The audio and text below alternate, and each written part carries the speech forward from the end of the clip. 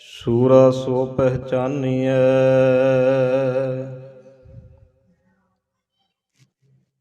ਜੋ ਲਰੈ ਦੀਨ ਕੇ ਹੇਤ।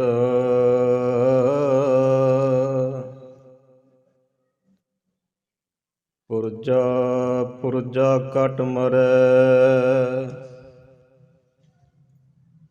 ਕਬਹੂ ਨਾ ਛਾਡੈ ਖੇਤ। ਹਮ ਸੰਤਨ ਕੀ ਰੇਨ ਪਿਆਰੇ, ਹਮ ਸੰਤਨ ਕੀ ਸਰਨਾ।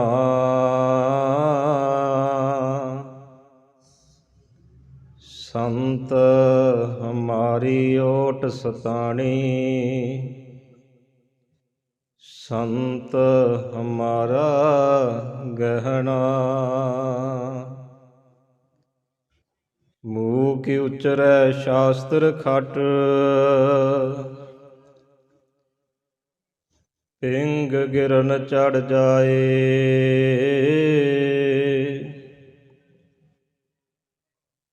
ਅੰਧ ਲਖੈ ਬਦਰੋ ਸੁਣੈ,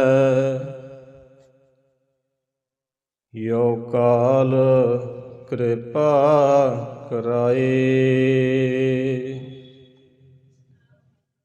ਕਹਾ ਬੁੱਧ ਪ੍ਰਭ ਤੁਛ ਹਮਾਰੀ,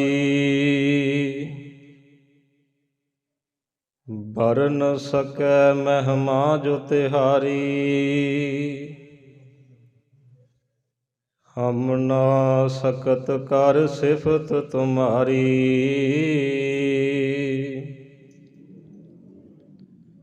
ਆਪ ਲਿਹੋ ਤੁਮ ਕਥਾ ਸੁਧਾਰੀ। ਹਮ ਨਾ ਸਕਤ ਕਰ ਸਿਫਤ ਤੁਮਾਰੀ, ਆਪ ਲਿਹੋ ਤੁਮ ਕਥਾ ਸੁਧਾਰੀ। ਰਾਜਨ ਕੇ ਰਾਜਾ, ਮਹਾਰਾਜਨ ਕੇ ਮਹਾਰਾਜ। ਐਸੋ ਰਾਜ ਛੋੜ ਔਰ ਦੂਜਾ ਕੌਣ ਧਿਆਈਏ। ਚਬਰ ਛਤਰ ਤਖਤ ਦੇ ਮਾਲਕ, ਗਰੀਬ ਨਵਾਜ ਸਤਿਗੁਰੂ ਧੰਨ ਗੁਰੂ ਗ੍ਰੰਥ ਸਾਹਿਬ ਸੱਚੇ ਪਾਤਸ਼ਾਹ, ਤਿਨਾਂ ਸਤਿਗੁਰਾਂ ਦੀ ਪਾਵਨ ਪਵਿੱਤਰ ਗੋਦ ਦਾ ਨਿੱਘ ਮਾਣ ਰਹੇ। ਗੁਰੂ ਸਰੂਪ ਗੁਰੂ ਖਾਲਸਾ ਸਾਧ ਸੰਗਤ ਜੀਓ, ਸਭ ਤੋਂ ਪਹਿਲਾਂ ਕਲਗੀਧਰ ਪਾਤਸ਼ਾਹ ਜੀਆਂ ਦੀ ਬਖਸ਼ਿਸ਼ ਕੀਤੀ ਫਤਿਹ ਦੀ ਸਾਂਝ ਪਾਈਏ ਜੀ। ਜੋ ਸਤਿਗੁਰਾਂ ਦੇ ਫਰਮਾਨ ਹਨ, ਆਗੇ ਆਵਤ ਸਿੰਘ ਜੋ ਪਾਏ, ਵਾਹਿਗੁਰੂ ਜੀ ਕੀ ਫਤਿਹ ਬੁਲਾਏ। ਸੱਚੇ ਪਾਤਸ਼ਾਹ ਜੀਆਂ ਦੇ ਪਾਸੋਂ ਸਿੱਖ ਪੁੱਛਦੇ ਨੇ, ਸੱਚੇ ਪਾਤਸ਼ਾਹ ਆਪ ਜੀਆਂ ਦੇ ਜੇ ਕਰਕੇ ਕਿਤੇ ਐਸਾ ਸਮਾਂ ਬਣਾਇਆ, ਪਿਤਾ ਸਤਿਗੁਰੂ ਆਪ ਜੀਆਂ ਦੇ ਕਿਤੇ ਦਰਸ਼ਨ ਦੇ ਦਾਰੇ ਨਾ ਹੋਏ ਤਾਂ ਕਲਗੀਧਰ ਪਾਤਸ਼ਾਹ ਜੀ ਕਹਿਣ ਲੱਗੇ, ਭਾਈ ਜਦੋਂ ਦੋ ਸਿੱਖ ਆਪਸ ਦੇ ਵਿੱਚ ਮਿਲਦੇ ਨੇ, ਦੋਵੇਂ ਹੱਥ ਜੋੜ ਕੇ ਫਤਿਹ ਦੀ ਸਾਂਝ ਪਾਉਣਾ ਕਰਿਓ। ਫਤਿਹ ਦੇ ਉਚਾਰਨ ਦੇ ਵਿੱਚੋਂ ਹੀ ਸਾਡੇ ਦਰਸ਼ਨ ਹੋਇਆ ਕਰਨਗੇ। ਐਸੀ ਸਤਿਗੁਰਾਂ ਦੀ ਬਖਸ਼ਿਸ਼ ਕੀਤੀ ਫਤਿਹ, ਜਿਹਦੇ ਵਿੱਚ ਵਾਹਿਗੁਰੂ ਦਾ 2 ਵਾਰ ਉਚਾਰਨ ਕੀਤਾ ਜਾਂਦਾ ਹੈ। ਜਿਸ ਵਾਹਿਗੁਰੂ ਮੰਤਰ ਦੇ ਬਾਬਤ ਭਾਈ ਗੁਰਦਾਸ ਜੀ ਲਿਖਦੇ ਨੇ, ਭਾਈ ਗੁਰਦਾਸ ਜੀ ਕਹਿੰਦੇ, ਜਿਵੇਂ ਹਿੰਦੂ ਮਤ ਦੇ ਅਨੁਸਾਰ 68 ਤੀਰਥ ਮੰਨੇ ਗਏ ਨੇ ਕਿ ਇਹਨਾਂ ਤੀਰਥਾਂ ਦੀ ਯਾਤਰਾ ਕੀਤੀ ਜਾਵੇ ਤੇ ਬੰਦੇ ਦੇ ਸਾਰੇ ਹੀ ਪਾਪ ਧੁੱਪ ਜਾਂਦੇ ਨੇ। ਫੇਰ ਕਹਿੰਦੇ ਨੇ ਜਿਵੇਂ ਅਸਮੇਧ ਜੱਗ ਕੀਤਾ ਜਾਵੇ। ਅਸਮੇਧ ਜੱਗ ਕਰਦੇ ਨੇ ਰਾਜੇ, ਜਿਸ ਜੱਗ ਦੇ ਵਿੱਚ ਅਣਗਿਣਤ ਮਾਤਰਾ ਦੇ ਵਿੱਚ ਘਿਓ ਪਾਇਆ ਜਾਂਦਾ ਹੈ, ਅਣਗਿਣਤ ਮਾਤਰਾ ਦੇ ਵਿੱਚ ਬਲੀਆਂ ਦਿੱਤੀਆਂ ਜਾਂਦੀਆਂ ਨੇ ਆਪਣੇ ਦੇਵੀ ਦੇਵਤਿਆਂ ਨੂੰ ਖੁਸ਼ ਕਰਨ ਦੇ ਲਈ।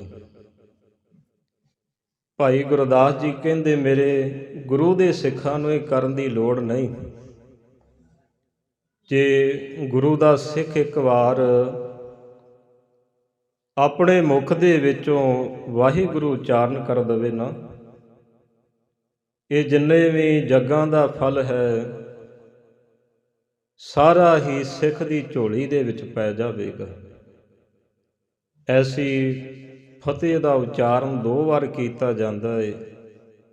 ਸੋ ਸਤਿਗੁਰਾਂ ਦੀ ਬਖਸ਼ਿਸ਼ ਕੀਤੀ ਫਤਿਹ ਦੀ ਸਾਂਝ ਪਾਈਏ ਜੀ। ਮਿਲ ਕਰਕੇ ਆਖੋ ਜੀ ਵਾਹਿਗੁਰੂ ਜੀ ਕਾ ਖਾਲਸਾ, ਵਾਹਿਗੁਰੂ ਜੀ ਕੀ ਫਤਿਹ। ਪਿਛਲੇ ਦਿਨਾਂ ਦੇ ਵਿੱਚ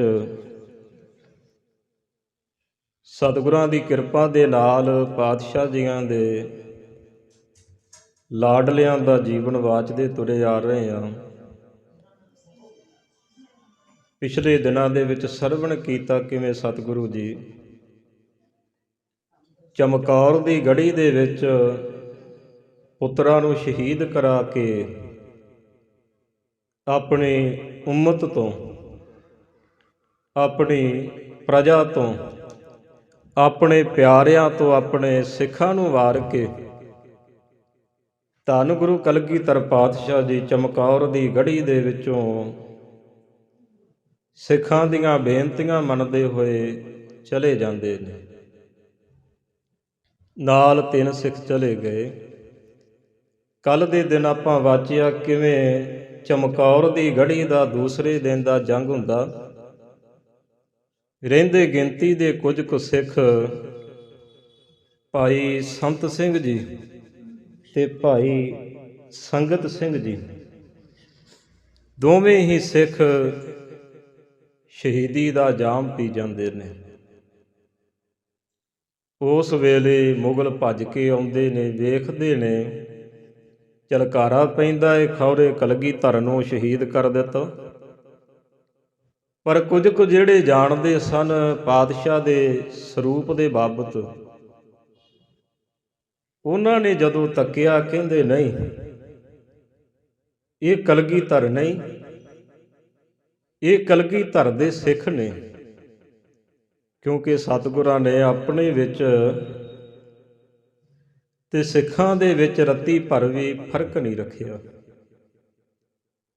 ਪਾਤਸ਼ਾਹ ਜੀਆਂ ਦੇ ਕੋਲੋਂ ਸਿੱਖ ਪੁੱਛਦੇ ਨਾ, ਜਿਵੇਂ ਆਪਾਂ ਪੁੱਛਿਆ ਪਹਿਲਾਂ ਵਿਚਾਰ ਕੀਤੀ ਕਿ ਮਹਾਰਾਜ ਨੇ ਕਿਹਾ ਫਤਿਹ ਦਾ ਉਚਾਰਨ ਕਰਿਓ, ਫਤਿਹ ਦੇ ਵਿੱਚੋਂ ਮੇਰੇ ਦਰਸ਼ਨ ਹੋਇਆ ਕਰਨਗੇ। ਸਿੱਖਾਂ ਨੇ ਪੁੱਛਿਆ ਸੱਚੇ ਪਾਤਸ਼ਾਹ ਕਿਤੇ ਐਸਾ ਸਮਾਂ ਆ ਗਿਆ ਜੇ ਕਿਤੇ ਦੁਨੀਆ ਦੇ ਵਿੱਚ ਕੋਈ ਸਿੱਖ ਤਿਆਰ ਬਰ ਤਿਆਰ, ਮਹਾਰਾਜ ਜੀ ਸਿੱਖ ਨਾ ਨਜ਼ਰ ਪੈਣ, ਫਤਿਹ ਦੀ ਸਾਂਝ ਕਿਹਨੂੰ ਪਾਈਏ? ਜੇ ਕਰਕੇ ਕੱਲਾ ਹੀ ਸਿੱਖ ਹੋਵੇ, 1.25 ਲੱਖ ਹੀ ਹੋਵੇ। ਸੱਚੇ ਪਾਤਸ਼ਾਹ ਜੀ ਬਹੁਤ ਵਡਿਆਈਆਂ ਦਿੰਦੇ ਨੇ। ਪਾਤਸ਼ਾਹ ਜੇ ਕਰਕੇ ਕੋਈ ਨਾ ਮਿਲੇ ਫਿਰ ਮਹਾਰਾਜ ਕਹਿਣ ਲੱਗੇ ਫਿਰ ਪਤਾ ਕੀ ਕਰਿਓ, ਅੰਮ੍ਰਿਤ ਵੇਲੇ ਜਾਗਣਾ ਕਰਿਓ। ਅੰਮ੍ਰਿਤ ਵੇਲੇ ਜਾਗ ਕਰਕੇ ਸਣ ਕੇਸ਼ੀ ਇਸ਼ਨਾਨ ਕਰਨਾ, ਉਪਰੰਤ ਤਿਆਰ ਬਰ ਤਿਆਰ ਹੋ ਕਰਕੇ ਪੰਜਾਂ ਬਾਣੀਆਂ ਦਾ ਜਾਪ ਕਰਕੇ ਸਰੀਰ ਦੇ ਉੱਪਰ ਸੋਹਣਾ ਬਾਣਾ ਧਾਰਨ ਕਰਕੇ ਪੂਰੇ ਕਕਾਰ ਪਾ ਕਰਕੇ ਤੇ ਸ਼ੀਸ਼ੇ ਦੇ ਸਾਹਮਣੇ ਖੜ ਜਾਇਓ। ਪਾਤਸ਼ਾਹ ਕੀ ਕਰਾਂਗੇ? ਕਲਗੀਧਰ ਪਾਤਸ਼ਾਹ ਕਹਿਣ ਲੱਗੇ, ਜੇ ਮਰਿਆਦਾ ਦੇ ਵਿੱਚ ਭਰਪੂਰ ਹੋਵੋਗੇ, ਸਣਕੇਸ਼ੀ ਇਸ਼ਨਾਨ ਹੋਵੇਗਾ, ਮਰਿਆਦਾ ਪ੍ਰਪੱਖ ਹੋਵੋਗੇ, ਪੰਜਾਂ ਬਾਣੀਆਂ ਦਾ ਜਾਪ ਕੀਤਾ ਹੋਵੇਗਾ, ਸ਼ੀਸ਼ੀ ਦੇ ਵਿੱਚ ਦਰਸ਼ਨ ਕਰਿਓ, ਤੁਹਾਨੂੰ ਤੁਹਾਡੇ ਸਰੂਪ ਦੇ ਵਿੱਚੋਂ ਹੀ ਮੇਰੇ ਦਰਸ਼ਨ ਹੋਣਗੇ। ਧੰਨ ਗੁਰੂ ਕਲਗੀਧਰ ਪਾਤਸ਼ਾਹ। ਕੋਈ ਦੁਨੀਆਂ ਦੇ ਵਿੱਚ ਐਸਾ ਗੁਰੂ, ਐਸਾ ਪੀਰ ਨਹੀਂ ਪੈਦਾ ਹੋਇਆ ਹੋਵੇਗਾ ਜਿਹਨੇ ਆਪਣੀ ਉਮਤ ਨੂੰ ਇੰਨਾ ਮਾਣ ਬਖਸ਼ਿਆ ਹੋਵੇ। ਸੱਚੇ ਪਾਤਸ਼ਾਹ ਜੀਆਂ ਦੇ ਬਦੌਲਤ, ਤਿੰਨਾਂ ਦੇ ਥਾਪੜੇ ਦੇ ਬਦੌਲਤ, ਦੋਵਾਂ ਸਿੱਖਾਂ ਸੂਰਿਆਂ ਨੇ ਪਾਤਸ਼ਾਹ ਦੀ ਬਾਣੀ ਪੜ੍ਹੀ ਏ, ਮਹਾਰਾਜ ਜੀਆਂ ਦੇ ਲਈ ਕੁਰਬਾਨ ਹੋਏ ਨੇ। ਮੁਗਲਾਂ ਨੇ ਤੱਕਿਆ ਤੇ ਝਲਕਾਰਾ ਪੈਂਦਾ ਏ ਕਿ ਜਿਵੇਂ ਗੁਰੂ ਕਲਗੀਧਰ ਪਏ ਨੇ। ਪਰ ਜਿਹੜੇ ਕੁਝ ਜਾਣਦੇ ਸਨ, ਤਿੰਨਾਂ ਨੇ ਫਿਰ ਦੱਸਿਆ ਕਿ ਇਹ ਤਾਂ ਸਿੱਖ ਨੇ, ਗੁਰੂ ਕਲਗੀਧਰ ਨਹੀਂ। ਫਿਰ ਕਹਿੰਦੇ ਉਸੇ ਵੇਲੇ ਖਵਾਜਾ ਮਰਦੂਦ ਨੇ ਸਾਰਿਆਂ ਨੂੰ ਸੱਦਿਆ ਏ ਕੋਲ। ਸਾਰੀਆਂ ਫੌਜਾਂ ਨੂੰ ਹੁਕਮ ਚਾੜ ਦਿੱਤਾ ਗਿਆ, ਚਮਕੌਰ ਦੇ ਨੇੜਲੇ ਪਿੰਡਾਂ ਦੇ ਵਿੱਚ ਜਾਓ, ਜਾ ਕੇ ਲੱਭਣਾ ਕਰੋ। ਕੱਲ ਤੱਕ ਦੀ ਵਾਰਤਾ ਆਪਾਂ ਇੱਥੋਂ ਤੱਕ ਸਰਵਣ ਕੀਤੀ ਸੀ। ਅੱਗੇ ਕੀ ਵਾਪਰਦਾ ਹੈ ਉਹ ਆਪਾਂ ਅੱਜ ਦੇ ਦਿਨਾਂ ਦੇ ਵਿੱਚ ਸਰਵਣ ਕਰਾਂਗੇ। ਸਤਿਗੁਰਾਂ ਦੇ ਅੱਗੇ ਸੀਸ ਨਵਾਈਏ। ਸਾਰੇ ਹੀ ਆਪਣੇ ਨੇਤਰਾਂ ਨੂੰ ਬੰਦ ਕਰਕੇ ਪਾਤਸ਼ਾਹ ਜੀਆਂ ਦੇ ਅੱਗੇ ਵਿਰਾਗ, ਪ੍ਰੇਮ, ਤਿਆਗ ਦੇ ਵਿੱਚ ਆ ਕੇ ਸੀਸ ਨਵਾ ਕੇ ਸਾਰੇ ਹੀ ਮਿਲ ਕਰਕੇ ਆਖੋ ਜੀ, ਸਤਨਾਮ ਸ੍ਰੀ ਵਾਹਿਗੁਰੂ ਸਾਹਿਬ ਜੀ। ਸਤਨਾਮ ਸ੍ਰੀ ਵਾਹਿਗੁਰੂ ਸਾਹਿਬ ਜੀ। ਸਤਿਗੁਰਾਂ ਦੀ ਕਿਰਪਾ ਦੇ ਨਾਲ ਸਿੱਖਾਂ ਦੀਆਂ ਬੇਨਤੀਆਂ ਸੁਣ ਕੇ ਸਤਿਗੁਰੂ ਇੱਥੋਂ ਚਲੇ ਜਾਂਦੇ ਨੇ। ਖਵਾਜਾ ਮਰਦੂਦ ਨੇ ਜਦੋਂ ਵੇਖਿਆ ਕਿ ਕੋਈ ਨਹੀਂ, ਸਾਰਿਆਂ ਨੂੰ ਕੋਲ ਸੱਦਿਆ ਏ। ਕੋਲ ਸੱਦਦੇ ਨੇ, ਹੁਕਮ ਚਾੜਦੇ ਨੇ ਕਿ ਨੇੜਲੇ ਪਿੰਡਾਂ ਦੇ ਵਿੱਚ ਜਾਓ। ਫਿਰ ਬੜੀ ਕਾਹਲੀ ਦੇ ਨਾਲ ਸਾਰੇ ਢੰਡੋਰਾ ਪਿੱਟਦੇ ਪਿੰਡਾਂ ਨਗਰਾਂ ਦੇ ਵਿੱਚ ਗਏ ਸਨ। ਕੱਲ੍ਹ ਦੀ ਰਾਤ ਪਿੰਡਾਂ ਨਗਰਾਂ ਦੇ ਵਿੱਚ ਜਦੋਂ ਪਹੁੰਚਦੇ ਨੇ, ਇੱਕ ਚਮਕੌਰ ਦੇ ਕੋਲ ਨਗਰ ਸੀ, ਜਿੱਥੋਂ ਦਾ ਰਹਿਣ ਵਾਲਾ ਇੱਕ ਸਿੱਖ ਭਾਈ ਪ੍ਰੀਤਮ ਸਿੰਘ ਹੈ। ਉਹ ਭਾਈ ਪ੍ਰੀਤਮ ਸਿੰਘ ਜਦੋਂ ਚਮਕੌਰ ਦੀ ਜੰਗ ਲੱਗੀ ਏ, ਚਮਕੌਰ ਦੀ ਜੰਗ ਦੇ ਸਮੇਂ ਉਹਨਾਂ ਸ਼ਹੀਦਾਂ ਸਿੰਘਾਂ ਦੇ ਵਿੱਚ ਹੀ ਸ਼ਹੀਦ ਹੋ ਗਿਆ ਸੀ। ਜਦੋਂ ਔਰੰਗਜ਼ੇਬ ਦੇ ਸਿਪਾਹੀ ਜਾਂਦੇ ਨੇ ਨਗਰਾਂ ਦੇ ਵਿੱਚ, ਜਾ ਕੇ ਆਵਾਜ਼ ਦਿੱਤੀ ਏ ਕਿ ਅਸੀਂ ਚਮਕੌਰ ਦੀ ਗੜੀ ਦੇ ਵਿੱਚ ਸਿੱਖਾਂ ਨੂੰ ਸ਼ਹੀਦ ਕਰ ਦਿੱਤਾ ਏ, ਤੇ ਇਹ ਨਹੀਂ ਦੱਸਦੇ ਵੀ ਕਲਗੀਧਰ ਸਾਡੇ ਕੋਲ ਫੜੇ ਨਹੀਂ ਗਏ। ਆਵਾਜ਼ਾਂ ਦਿੰਦੇ ਨੇ ਕਿ ਸਿੱਖਾਂ ਨੂੰ ਮਾਰ ਦਿੱਤਾ ਤੇ ਕੋਈ ਵੀ ਚਮਕੌਰ ਦੀ ਗੜੀ ਦੇ ਵਿੱਚ ਨਾ ਜਾਵੇ। ਜੇ ਕਿਸੇ ਨੂੰ ਅਸੀਂ ਵੇਖ ਲਿਆ ਕਿ ਚਮਕੌਰ ਦੀ ਗੜੀ ਦੇ ਵਿੱਚ ਜਾ ਕੇ ਸਿੱਖਾਂ ਦੀਆਂ ਲਾਸ਼ਾਂ ਦੀ ਦੇਖਭਾਲ ਕਰਦੇ ਨੇ, ਸਾਂਭਦੇ ਪਏ ਨੇ, ਉਸੇ ਸਮੇਂ ਉਹਨੂੰ ਮਾਰ ਦਿੱਤਾ ਜਾਵੇਗਾ, ਉਹਦਾ ਸਿਰ ਕਲਮ ਕਰ ਦਿੱਤਾ ਜਾਵੇਗਾ। ਇਵੇਂ ਢੰਡੋਰਾ ਪਿੱਟਦੇ ਨਗਰਾਂ 'ਚ ਜਾਂਦੇ ਨੇ। ਉਸੇ ਨਗਰ ਦੇ ਵਿੱਚ ਇੱਕ ਪਰਿਵਾਰ ਹੈ, ਜਿਸ ਪਰਿਵਾਰ ਦੇ ਵਿੱਚੋਂ ਸਿੱਖ ਭਾਈ ਪ੍ਰੀਤਮ ਸਿੰਘ ਗਿਆ ਸੀ। ਅਜੇ ਨਵਾਂ ਵਿਆਹ ਹੋਇਆ ਸੀ, ਆਨੰਦ ਕਾਰਜ ਹੋਇਆ ਹੈ। ਚਮਕੌਰ ਦੀ ਗੜੀ ਦੇ ਵਿੱਚ ਸ਼ਹੀਦੀ ਪਾ ਗਏ ਨੇ। ਪਿੱਛੇ ਜਦੋਂ ਭਾਈ ਪ੍ਰੀਤਮ ਸਿੰਘ ਜੀਆਂ ਦੇ ਘਰੋਂ ਉਹਨਾਂ ਦੀ ਧਰਮ ਸਪਤਨੀ ਤੇ ਮਾਤਾ ਨੇ ਸੁਣਿਆ, ਇਹ ਗੱਲ ਨੂੰ ਸੁਣ ਕੇ ਹਿਰਦੇ ਦੇ ਵਿੱਚ ਸਿੱਖੀ ਦੀ ਭਾਵਨਾ ਜਾਗੀ। ਭਾਈ ਪ੍ਰੀਤਮ ਸਿੰਘ ਜੀਆਂ ਦੀ ਧਰਮ ਸਪਤਨੀ, ਜਿਨ੍ਹਾਂ ਦਾ ਨਾਮ ਬੀਬੀ ਹਰਸ਼ਰਨ ਕੌਰ ਹੈ, ਇਹਨਾਂ ਨੇ ਜਦੋਂ ਸਤਿਗੁਰਾਂ ਦੇ ਪਾਸੋਂ ਪਾਤਸ਼ਾਹ ਨੇ ਖੰਡੇ ਬਾਟੇ ਦੀ ਪੌਲ ਤਿਆਰ ਕੀਤੀ ਹੈ ਨਾ, ਇਹ ਦੋਵਾਂ ਮੀਆਂ ਬੀਬੀ ਜਾ ਕਰਕੇ ਸਤਿਗੁਰਾਂ ਦੇ ਪਾਸੋਂ ਆਨੰਦਪੁਰ ਸਾਹਿਬ ਦੇ ਵਿੱਚੋਂ ਅੰਮ੍ਰਿਤ ਦੀ ਦਾਤ ਪ੍ਰਾਪਤ ਕੀਤੀ ਸੀ ਤੇ ਇਹਨਾਂ ਦਾ ਨਾਮ ਸ਼ਰਣੀ ਤੋਂ ਬਦਲ ਕਰਕੇ ਸਤਿਗੁਰਾਂ ਨੇ ਹਰਸ਼ਰਨ ਕੌਰ ਰੱਖਿਆ ਹੈ। ਜਦੋਂ ਇਸ ਸਿੱਖ ਬੀਬੀ ਨੇ ਸੁਣਿਆ ਕਿ ਸਤਿਗੁਰਾਂ ਦੇ ਲਾਡਲੇ ਸਿੱਖ ਚਮਕੌਰ ਦੀ ਗੜੀ ਦੇ ਵਿੱਚ ਮੁਗਲਾਂ ਦੇ ਵੱਲੋਂ ਸ਼ਹੀਦ ਕੀਤੇ ਗਏ ਨੇ, ਸੁਣ ਕੇ ਹਿਰਦੇ ਦੇ ਵਿੱਚ ਰੋਸ ਵੀ ਆਇਆ, ਪਰ ਹਿਰਦੇ ਦੇ ਵਿੱਚ ਵੀਰ ਰਸ ਬਹੁਤ ਜਾਗਿਆ, ਕਿਉਂਕਿ ਸਤਿਗੁਰਾਂ ਦੇ ਅੰਮ੍ਰਿਤ ਦੀਆਂ ਬੂੰਦਾਂ ਅੰਦਰ ਗਈਆਂ ਸਨ। ਇਹ ਗੱਲ ਨੂੰ ਸੁਣ ਕੇ ਆਪਣੇ ਸੱਸ ਦੇ ਨਾਲ ਵਿਚਾਰ ਕਰਦੇ ਨੇ, ਮਾਤਾ ਜੀ ਸਾਡਾ ਧਰਮ ਬਣਦਾ ਏ ਹੁਣ ਕਿ ਚਮਕੌਰ ਦੀ ਗੜੀ ਦੇ ਵਿੱਚ ਜਾ ਕੇ, ਅੱਜ ਦੇ ਦਿਨ ਦੀ ਵਾਰਤਾ ਹੈ ਜੋ ਵਾਪਰੀ ਹੈ, ਕਿ ਚਮਕੌਰ ਦੀ ਗੜੀ ਦੇ ਵਿੱਚ ਜਾ ਕੇ ਸਿੱਖਾਂ ਦੇ ਜਿਹੜੇ ਸਰੀਰ ਪਏ ਨੇ ਉਹਨਾਂ ਦੀ ਦੇਖਭਾਲ ਕੀਤੀ ਜਾਵੇ। ਸਿੱਖਾਂ ਦੇ ਸਰੀਰ ਰੁਲ ਜਾਣਗੇ, ਅਸੀਂ ਸਿੱਖ ਹਾਂ, ਧਰਮ ਬਣਦਾ ਏ ਸਾਡਾ।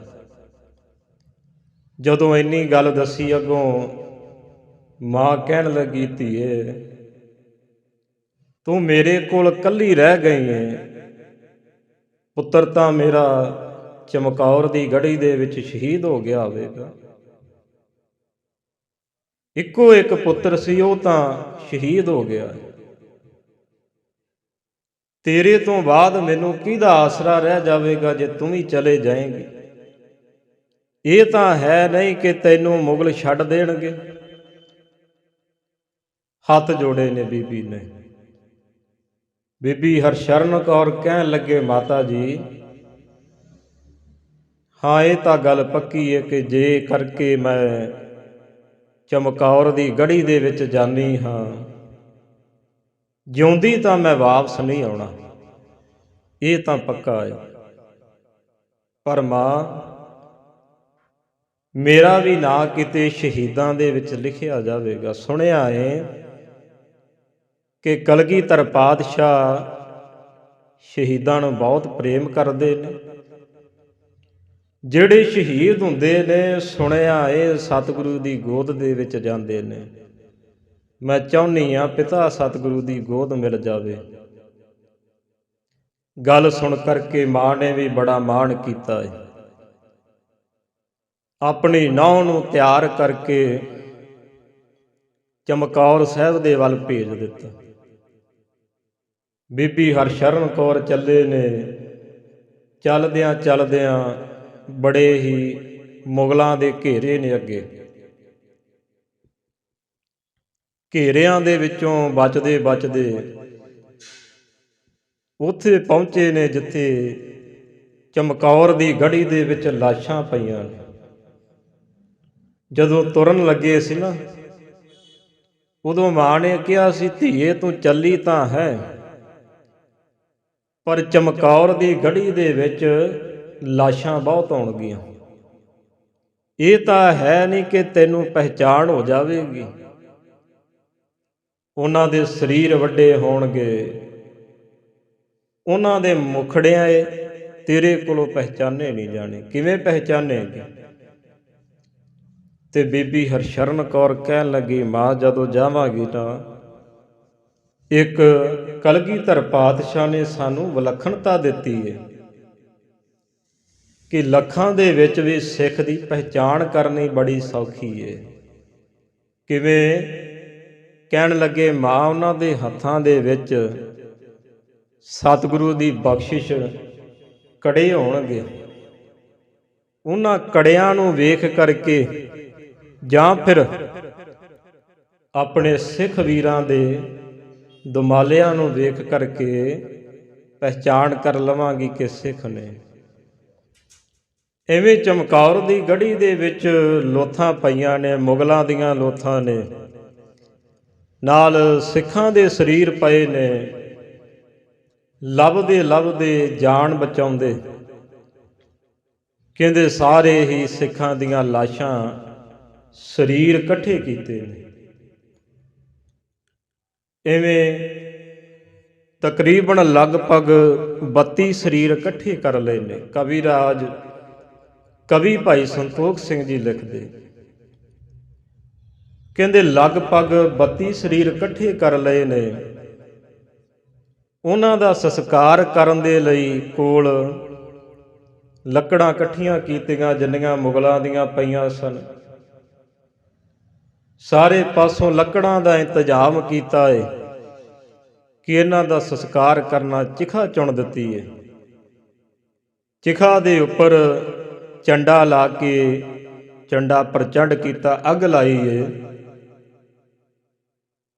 ਕਹਿੰਦੇ ਲਾਸ਼ਾਂ ਰੱਖਦਿਆਂ ਜਦੋਂ ਇੱਕ ਲਾਸ਼ ਦੇ ਕੋਲ ਪੁੱਜੇ ਨੇ, ਇੱਕ ਸਰੀਰ ਦੇ ਕੋਲ ਪੁੱਜੇ ਨੇ, ਮ੍ਰਿਤਕ ਦੇਹ ਪਈ ਏ। ਜਦੋਂ ਉਸ ਹੱਥਾਂ ਦੇ ਵੱਲ ਵੇਖਿਆ ਕੀ ਪਹਿਚਾਣ ਕਰਦੇ ਨੇ। ਹੱਥ ਦੇ ਵਿੱਚ ਕੜਾ ਪਾਇਆ ਸੀ ਤੇ ਕੜੇ ਦੀ ਵੀ ਵੱਖਰੀ ਪਹਿਚਾਣ ਸੀ। ਵੇਖਦਿਆਂ ਧਿਆਨ ਲਾਉਂਦੇ ਨੇ ਕਿ ਇਹ ਜਿਹੜੇ ਹੱਥ ਨੇ, ਇਹ ਜਿਹੜਾ ਕੜਾ ਏ, ਇਹ ਜਿਹੜਾ ਸਰੀਰ ਪਿਆ ਏ, ਪਹਿਚਾਣ ਦੇ ਵਿੱਚ ਆ ਰਿਹਾ ਏ ਕੁਝ। ਜਦੋਂ ਧਿਆਨ ਲਾ ਕੇ ਵੇਖਿਆ ਤੇ ਕੀ ਏ, ਸਾਹਮਣੇ ਆਪਣੇ ਹੀ ਪਤੀ ਦੀ ਲਾਸ਼ ਪਈ ਸੀ। ਤੇ ਮੇਰੀਆਂ ਸਤਿਕਾਰਯੋਗ ਮਾਵਾਂ ਬੈਠੀਆਂ ਨੇ, ਭੈਣਾਂ ਬੈਠੀਆਂ ਨੇ। ਜਦੋਂ ਇੱਕ ਇਸਤਰੀ ਦਾ ਪਤੀ ਕੋਲ ਮ੍ਰਿਤੂ ਦੇ ਹਵਾਲੇ ਹੋਇਆ ਪਿਆ ਹੋਵੇ ਨਾ, ਪਤੀ ਦੀ ਲਾਸ਼ ਕੋਲ ਪਈ ਹੋਵੇ, ਤੇ ਇਸਤਰੀਆਂ ਦਾ ਬੁਰਾ ਹਾਲ ਹੋ ਜਾਂਦਾ ਹੈ। ਤੱਕਿਆ ਨਹੀਂ ਜਾਂਦਾ। ਕਹਿਣਾ ਸੌਖਾ ਏ, ਪਰ ਜਦੋਂ ਇਹ ਦੁੱਖ ਦੀ ਘੜੀ ਆਉਂਦੀ ਹੈ ਨਾ, ਤੇ ਬੜਾ ਔਖਾ ਹੋ ਜਾਂਦਾ ਹੈ। ਸਰੀਰ ਦੇ ਵੱਲ ਵੇਖਿਆ ਕਿ ਇਹ ਤਾਂ ਮੇਰੇ ਪਤੀ ਦਾ ਸਰੀਰ ਪਿਆ ਹੈ। ਇਹ ਉਹੀ ਕੜਾ ਹੈ ਜਿਹੜਾ ਆਨੰਦਪੁਰ ਸਾਹਿਬ ਦੇ ਵਿੱਚੋਂ ਅੰਮ੍ਰਿਤ ਛਕਣ ਸਮੇਂ ਲਿਆ ਸੀ। ਪਹਿਚਾਣ ਕਰ ਲਈਏ ਆਪਣੇ ਪਤੀ ਦੇ ਸ਼ਬ ਨੂੰ, ਸਰੀਰ ਨੂੰ ਆਪਣੀ ਗੋਦ ਦੇ ਵਿੱਚ ਰੱਖ ਕੇ ਉਸ ਸਮੇਂ ਅੱਖਾਂ ਦੇ ਵਿੱਚ ਵਿਰਾਗ ਆ ਗਿਆ। ਅੱਖਾਂ ਦੇ ਵਿੱਚ ਹੰਝੂ ਆ ਗਏ ਨੇ। ਵਿਰਾਗ ਦੇ ਵਿੱਚ ਆ ਕੇ ਕੁਝ ਸਮਾਂ ਗੱਲਾਂ ਕੀਤੀਆਂ, ਪਰ ਫਿਰ ਆਪਣੇ ਪਤੀ ਦੇ ਸਰੀਰ ਨੂੰ ਚੱਕ ਕਰਕੇ ਪਿੱਠ ਦੇ ਉੱਪਰ ਉਸੇ ਹੀ ਅੱਗ ਦੇ ਵਿੱਚ ਰੱਖ ਦਿੱਤਾ ਜਿੱਥੇ ਚਿਖਾ ਚੁਣੀ। ਇੰਨੇ ਸਮੇਂ ਨੂੰ ਫਿਰ ਕਹਿੰਦੇ ਨੇ ਜਦੋਂ ਰੱਖ ਕਰਕੇ ਤੇ ਦੋ ਸਰੀਰ ਨਹੀਂ ਮਿਲਦੇ, ਬਾਬਾ ਅਜੀਤ ਸਿੰਘ ਤੇ ਬਾਬਾ ਜੁਝਾਰ ਸਿੰਘ ਜੀਆਂ ਦਾ ਟੋਲਦੇ ਨੇ। ਇੰਨੇ ਸਮੇਂ ਨੂੰ ਕਹਿੰਦੇ ਮੁਗਲ ਜਿਹੜੇ ਨੇ ਛਾਣਬੀਣ ਕਰਦੇ ਘੋੜਿਆਂ ਦੇ ਉੱਪਰ ਭੱਜੇ ਆ ਰਹੇ ਨੇ, ਕੁਝ ਪੈਦਲ ਤੁਰੇ ਆ ਰਹੇ ਨੇ। ਜਦੋਂ ਸੁਣਿਆ ਕੋਈ ਖੜਾਕਾ ਹੋ ਰਿਹਾ ਹੈ, ਇਸ ਖੜਾਕੇ ਨੂੰ ਵੇਖ ਕਰਕੇ ਤੇ ਮੁਗਲ ਭੱਜੇ ਆਉਂਦੇ। ਇੰਨੇ ਸਮੇਂ ਨੂੰ ਬੀਬੀ ਹਰਸ਼ਰਨ ਕੌਰ ਜੀ ਉਸੇ ਜਗ੍ਹਾ ਦੇ ਉੱਪਰ ਲੇਟ ਜਾਂਦੇ ਨੇ ਜਿਵੇਂ ਕੋਈ ਮੁਰਦਾ ਪਿਆ ਏ। ਤੇ ਮੁਗਲ ਲੰਘਦੇ ਨੇ ਜਦੋਂ ਬੜੀ ਤੇਜ਼ ਰਫ਼ਤਾਰ ਦੇ ਨਾਲ, ਬੀਬੀ ਹਰਸ਼ਰਨ ਕੌਰ ਦੇ ਸਰੀਰ ਦੇ ਉੱਪਰ ਮੁਗਲ ਲਾਸ਼ ਸਮਝ ਕਰਕੇ ਉੱਤੇ ਪੈਰ ਰੱਖ ਕੇ ਘੋੜਿਆਂ ਦੇ ਪੌੜ ਵੱਜੇ ਨੇ ਸਰੀਰ ਦੇ ਉੱਪਰ, ਪਰ ਧੰਨ ਨੇ ਰੱਤੀ ਭਰ ਡੋਲੇ ਨਹੀਂ। ਕਿ ਕਿਤੇ ਮੇਰੇ ਵੀਰਾਂ ਦਾ ਸੰਸਕਾਰ ਹੋਣੋਂ ਨਾ ਰਹਿ ਜਾਵੇ। ਇਵੇਂ ਕਹਿੰਦੇ ਮੁਗਲ ਲੰਘੇ ਨੇ, ਕੋਲੋਂ ਪਰਾਂ ਹਟ ਗਏ ਨੇ। ਬੀਬੀ ਹਰਸ਼ਰਨ ਕੌਰ ਜੀ ਉੱਠੇ ਨੇ ਚਮਕੌਰ ਦੀ ਗੜੀ ਤੋਂ। ਜਿੱਧਰ ਮੁਗਲਾਂ ਦੀਆਂ ਲਾਸ਼ਾਂ ਪਈਆਂ ਨੇ, ਅੱਗੇ ਵੱਧਦੇ ਤੁਰੇ ਜਾਂਦੇ, ਪਰ ਸਾਹਿਬਜ਼ਾਦਿਆਂ ਦੀਆਂ ਲਾਸ਼ਾਂ ਨਹੀਂ ਮਿਲੀਆਂ। ਬੜੀ ਸੋਚ ਵਿਚਾਰ ਦੇ ਵਿੱਚ ਆ ਕੇ ਗੁਰੂ ਕਲਗੀਧਰ ਪਾਤਸ਼ਾਹ ਅੱਗੇ ਅਰਦਾਸ ਬੇਨਤੀ ਕੀਤੀ। ਧੰਨ ਗੁਰੂ ਕਲਗੀਧਰ ਪਾਤਸ਼ਾਹ, ਮਹਾਰਾਜ ਕਿਰਪਾ ਕਰ ਦਿਓ। ਸੁਣਨ ਦੇ ਵਿੱਚ ਆਇਆ ਸੀ ਕਿ ਆਪ ਜੀਆਂ ਦੇ ਸ਼ਹਿਜ਼ਾਦੇ ਲਾੜੀ ਮੌਤ ਨੂੰ ਵਰ ਗਏ ਨੇ। ਪਿਤਾ ਗੁਰੂ ਜੀ, ਤਿਨਾਂ ਦੇ ਸਰੀਰ ਨਜ਼ਰੀ ਨਹੀਂ ਪੈਂਦੇ। ਇੰਨੇ ਸਮੇਂ ਦੇ ਵਿੱਚ ਅਰਦਾਸ ਬੇਨਤੀ ਕੀਤੀ ਹੈ। ਅਰਦਾਸ ਬੇਨਤੀ ਕਰਕੇ ਬੀਬੀ ਹਰਸ਼ਰਨ ਕੌਰ ਤੁਰੇ ਨੇ। ਕਹਿੰਦੇ ਅੱਗੇ ਮੁਗਲਾਂ ਦੀਆਂ ਲੋਥਾਂ ਦੇ ਢੇਰ ਲੱਗੇ ਨੇ। ਉਹਨਾਂ ਲੋਥਾਂ ਦੇ ਥੱਲੇ ਕੀ ਵੇਖਦੇ ਨੇ ਕਿ ਬਾਬਾ ਅਜੀਤ ਸਿੰਘ ਜੀਆਂ ਦਾ ਸਰੀਰ ਪਿਆ ਹੈ, ਮ੍ਰਿਤਕ ਦੇਹ ਪਈ ਹੈ। ਤੇ ਕਵੀ ਸੰਤੋਖ ਸਿੰਘ ਜੀ ਲਿਖਦੇ, ਕਹਿੰਦੇ ਜਦੋਂ ਕੋਲ ਗਏ ਨਾ, ਚਿਹਰੇ ਦੇ ਵੱਲ ਵੇਖਿਆ, ਐਡਾ ਪ੍ਰਤਾਪੀ ਚਿਹਰਾ ਹੈ, ਐਵੇਂ ਲੱਗਦਾ ਜਿਵੇਂ ਨੀਂਦ ਦੇ ਵਿੱਚ ਸੁੱਤੇ ਨੇ ਤੇ ਹੁਣੇ ਆਵਾਜ਼ ਦਿੱਤੀ ਤੇ ਉੱਠ ਪੈਣਗੇ। ਚਿਹਰੇ ਦੇ ਉੱਪਰ ਲਾਲੀਆਂ ਭਾਸਦੀਆਂ ਨੇ, ਪਰ ਨਹੀਂ। ਕਹਿੰਦੇ ਨਾਲ ਹੀ ਬਾਬਾ ਜੁਝਾਰ ਸਿੰਘ ਜੀ ਆਪਣੇ ਭਰਾ, ਆਪਣੇ ਵੀਰ ਦੀ ਬਾਂਹ ਨੂੰ ਸਿਰ ਦੇ ਥੱਲੇ ਰੱਖੀ ਪਏ ਨੇ। ਬਾਬਾ ਜੁਝਾਰ ਸਿੰਘ ਜੀਆਂ ਦੀ ਲਾਸ਼ ਵੀ ਬਾਬਾ ਅਜੀਤ ਸਿੰਘ ਜੀਆਂ ਦੀ ਬਾਂਹ ਦੇ ਉੱਪਰ ਪਈ ਹੈ। ਤੇ ਕਵੀ ਦੇ ਬੜੇ ਸੋਹਣੇ ਬੋਲ ਲਿਖਦਾ, ਕਹਿੰਦਾ ਜਿਹੜੇ ਪਿਆਰੇ ਕਦੀ ਆਨੰਦਗੜ੍ਹ ਦੇ ਕਿਲੇ ਦੇ ਵਿੱਚ ਨਹੀਂ ਵਿਛੜੇ, ਜਿਹੜੇ ਪਿਆਰੇ ਨਿੱਕੇ ਹੁੰਦੇ ਇਕੱਠੇ ਖੇਡਦੇ ਰਹੇ ਨੇ, ਜਿਨ੍ਹਾਂ ਵੀਰਿਆਂ ਨੇ ਇਕੱਠਿਆਂ ਹੀ ਮਾਂ ਦੀ ਗੋਦ ਦਾ ਨਿੱਘ ਮਾਣਿਆ, ਇੱਕ ਦੂਜੇ ਤੋਂ ਦੂਰ ਨਹੀਂ ਹੋਏ। ਅੱਜ ਭਾਵੇਂ ਲਾੜੀ ਮੌਤ ਆ ਗਈ, ਪਰ ਫਿਰ ਵੀ ਇਹ ਲਾੜੀ ਮੌਤ ਨੇ ਵੀ ਇਹਨਾਂ ਦੋਵਾਂ ਨੂੰ ਵੱਖਰੇ ਨਹੀਂ ਹੋਣ ਦਿੱਤਾ। ਦੋਵੇਂ ਵੀਰਾਂ ਦੇ ਮ੍ਰਿਤਕ ਸਰੀਰ ਵੀ ਇੱਕ ਦੂਜੇ ਦੇ ਕੋਲ ਪਏ ਨੇ। ਕੁਝ ਕੁ ਸਮਾਂ ਭੈਣ ਨੇ ਵੀਰਾਂ ਦੇ ਨਾਲ ਗੱਲ ਕੀਤੀ ਏ, ਪਰ ਅੱਗੋਂ ਕੋਈ ਹੁੰਗਾਰਾ ਨਹੀਂ ਨਾ ਆਇਆ। ਇੰਨੇ ਸਮੇਂ ਨੂੰ ਵਿਰਾਗ ਦੇ ਵਿੱਚ ਆ ਕਰਕੇ ਦੋਵਾਂ ਸ਼ਹਿਜ਼ਾਦਿਆਂ ਦੇ ਸਰੀਰ ਚੁੱਕ ਕਰਕੇ ਚਿਖਾ ਦੇ ਵਿੱਚ ਸਜਾ ਕਰਕੇ ਤੇ ਚੰਡਾ ਪ੍ਰਚੰਡ ਕਰ ਦਿੱਤਾ ਹੈ। ਲੱਕੜਾਂ ਨੂੰ ਅੱਗ ਲਾ ਦਿੱਤੀ ਏ। ਸਮਾਂ ਪਾ ਕਰਕੇ ਜਿਹੜੀ ਅਗਨੀ ਹੈ ਪ੍ਰਚੰਡ ਹੁੰਦੀ ਗਈ। ਅੰਗਿਆੜੇ ਜਿਹੜੇ ਨੇ ਅਸਮਾਨ ਦੇ ਵੱਲ ਵੱਧਦੇ ਤੁਰੇ ਗਏ ਨੇ। ਇਹ ਚੀਜ਼ ਨੂੰ ਵੇਖ ਕੇ ਮੁਗਲਾਂ ਨੇ ਵੇਖਿਆ ਕਿ ਅੱਗ ਲੱਗੀ ਪਈ ਏ, ਕੋਈ ਹੋਵੇਗਾ।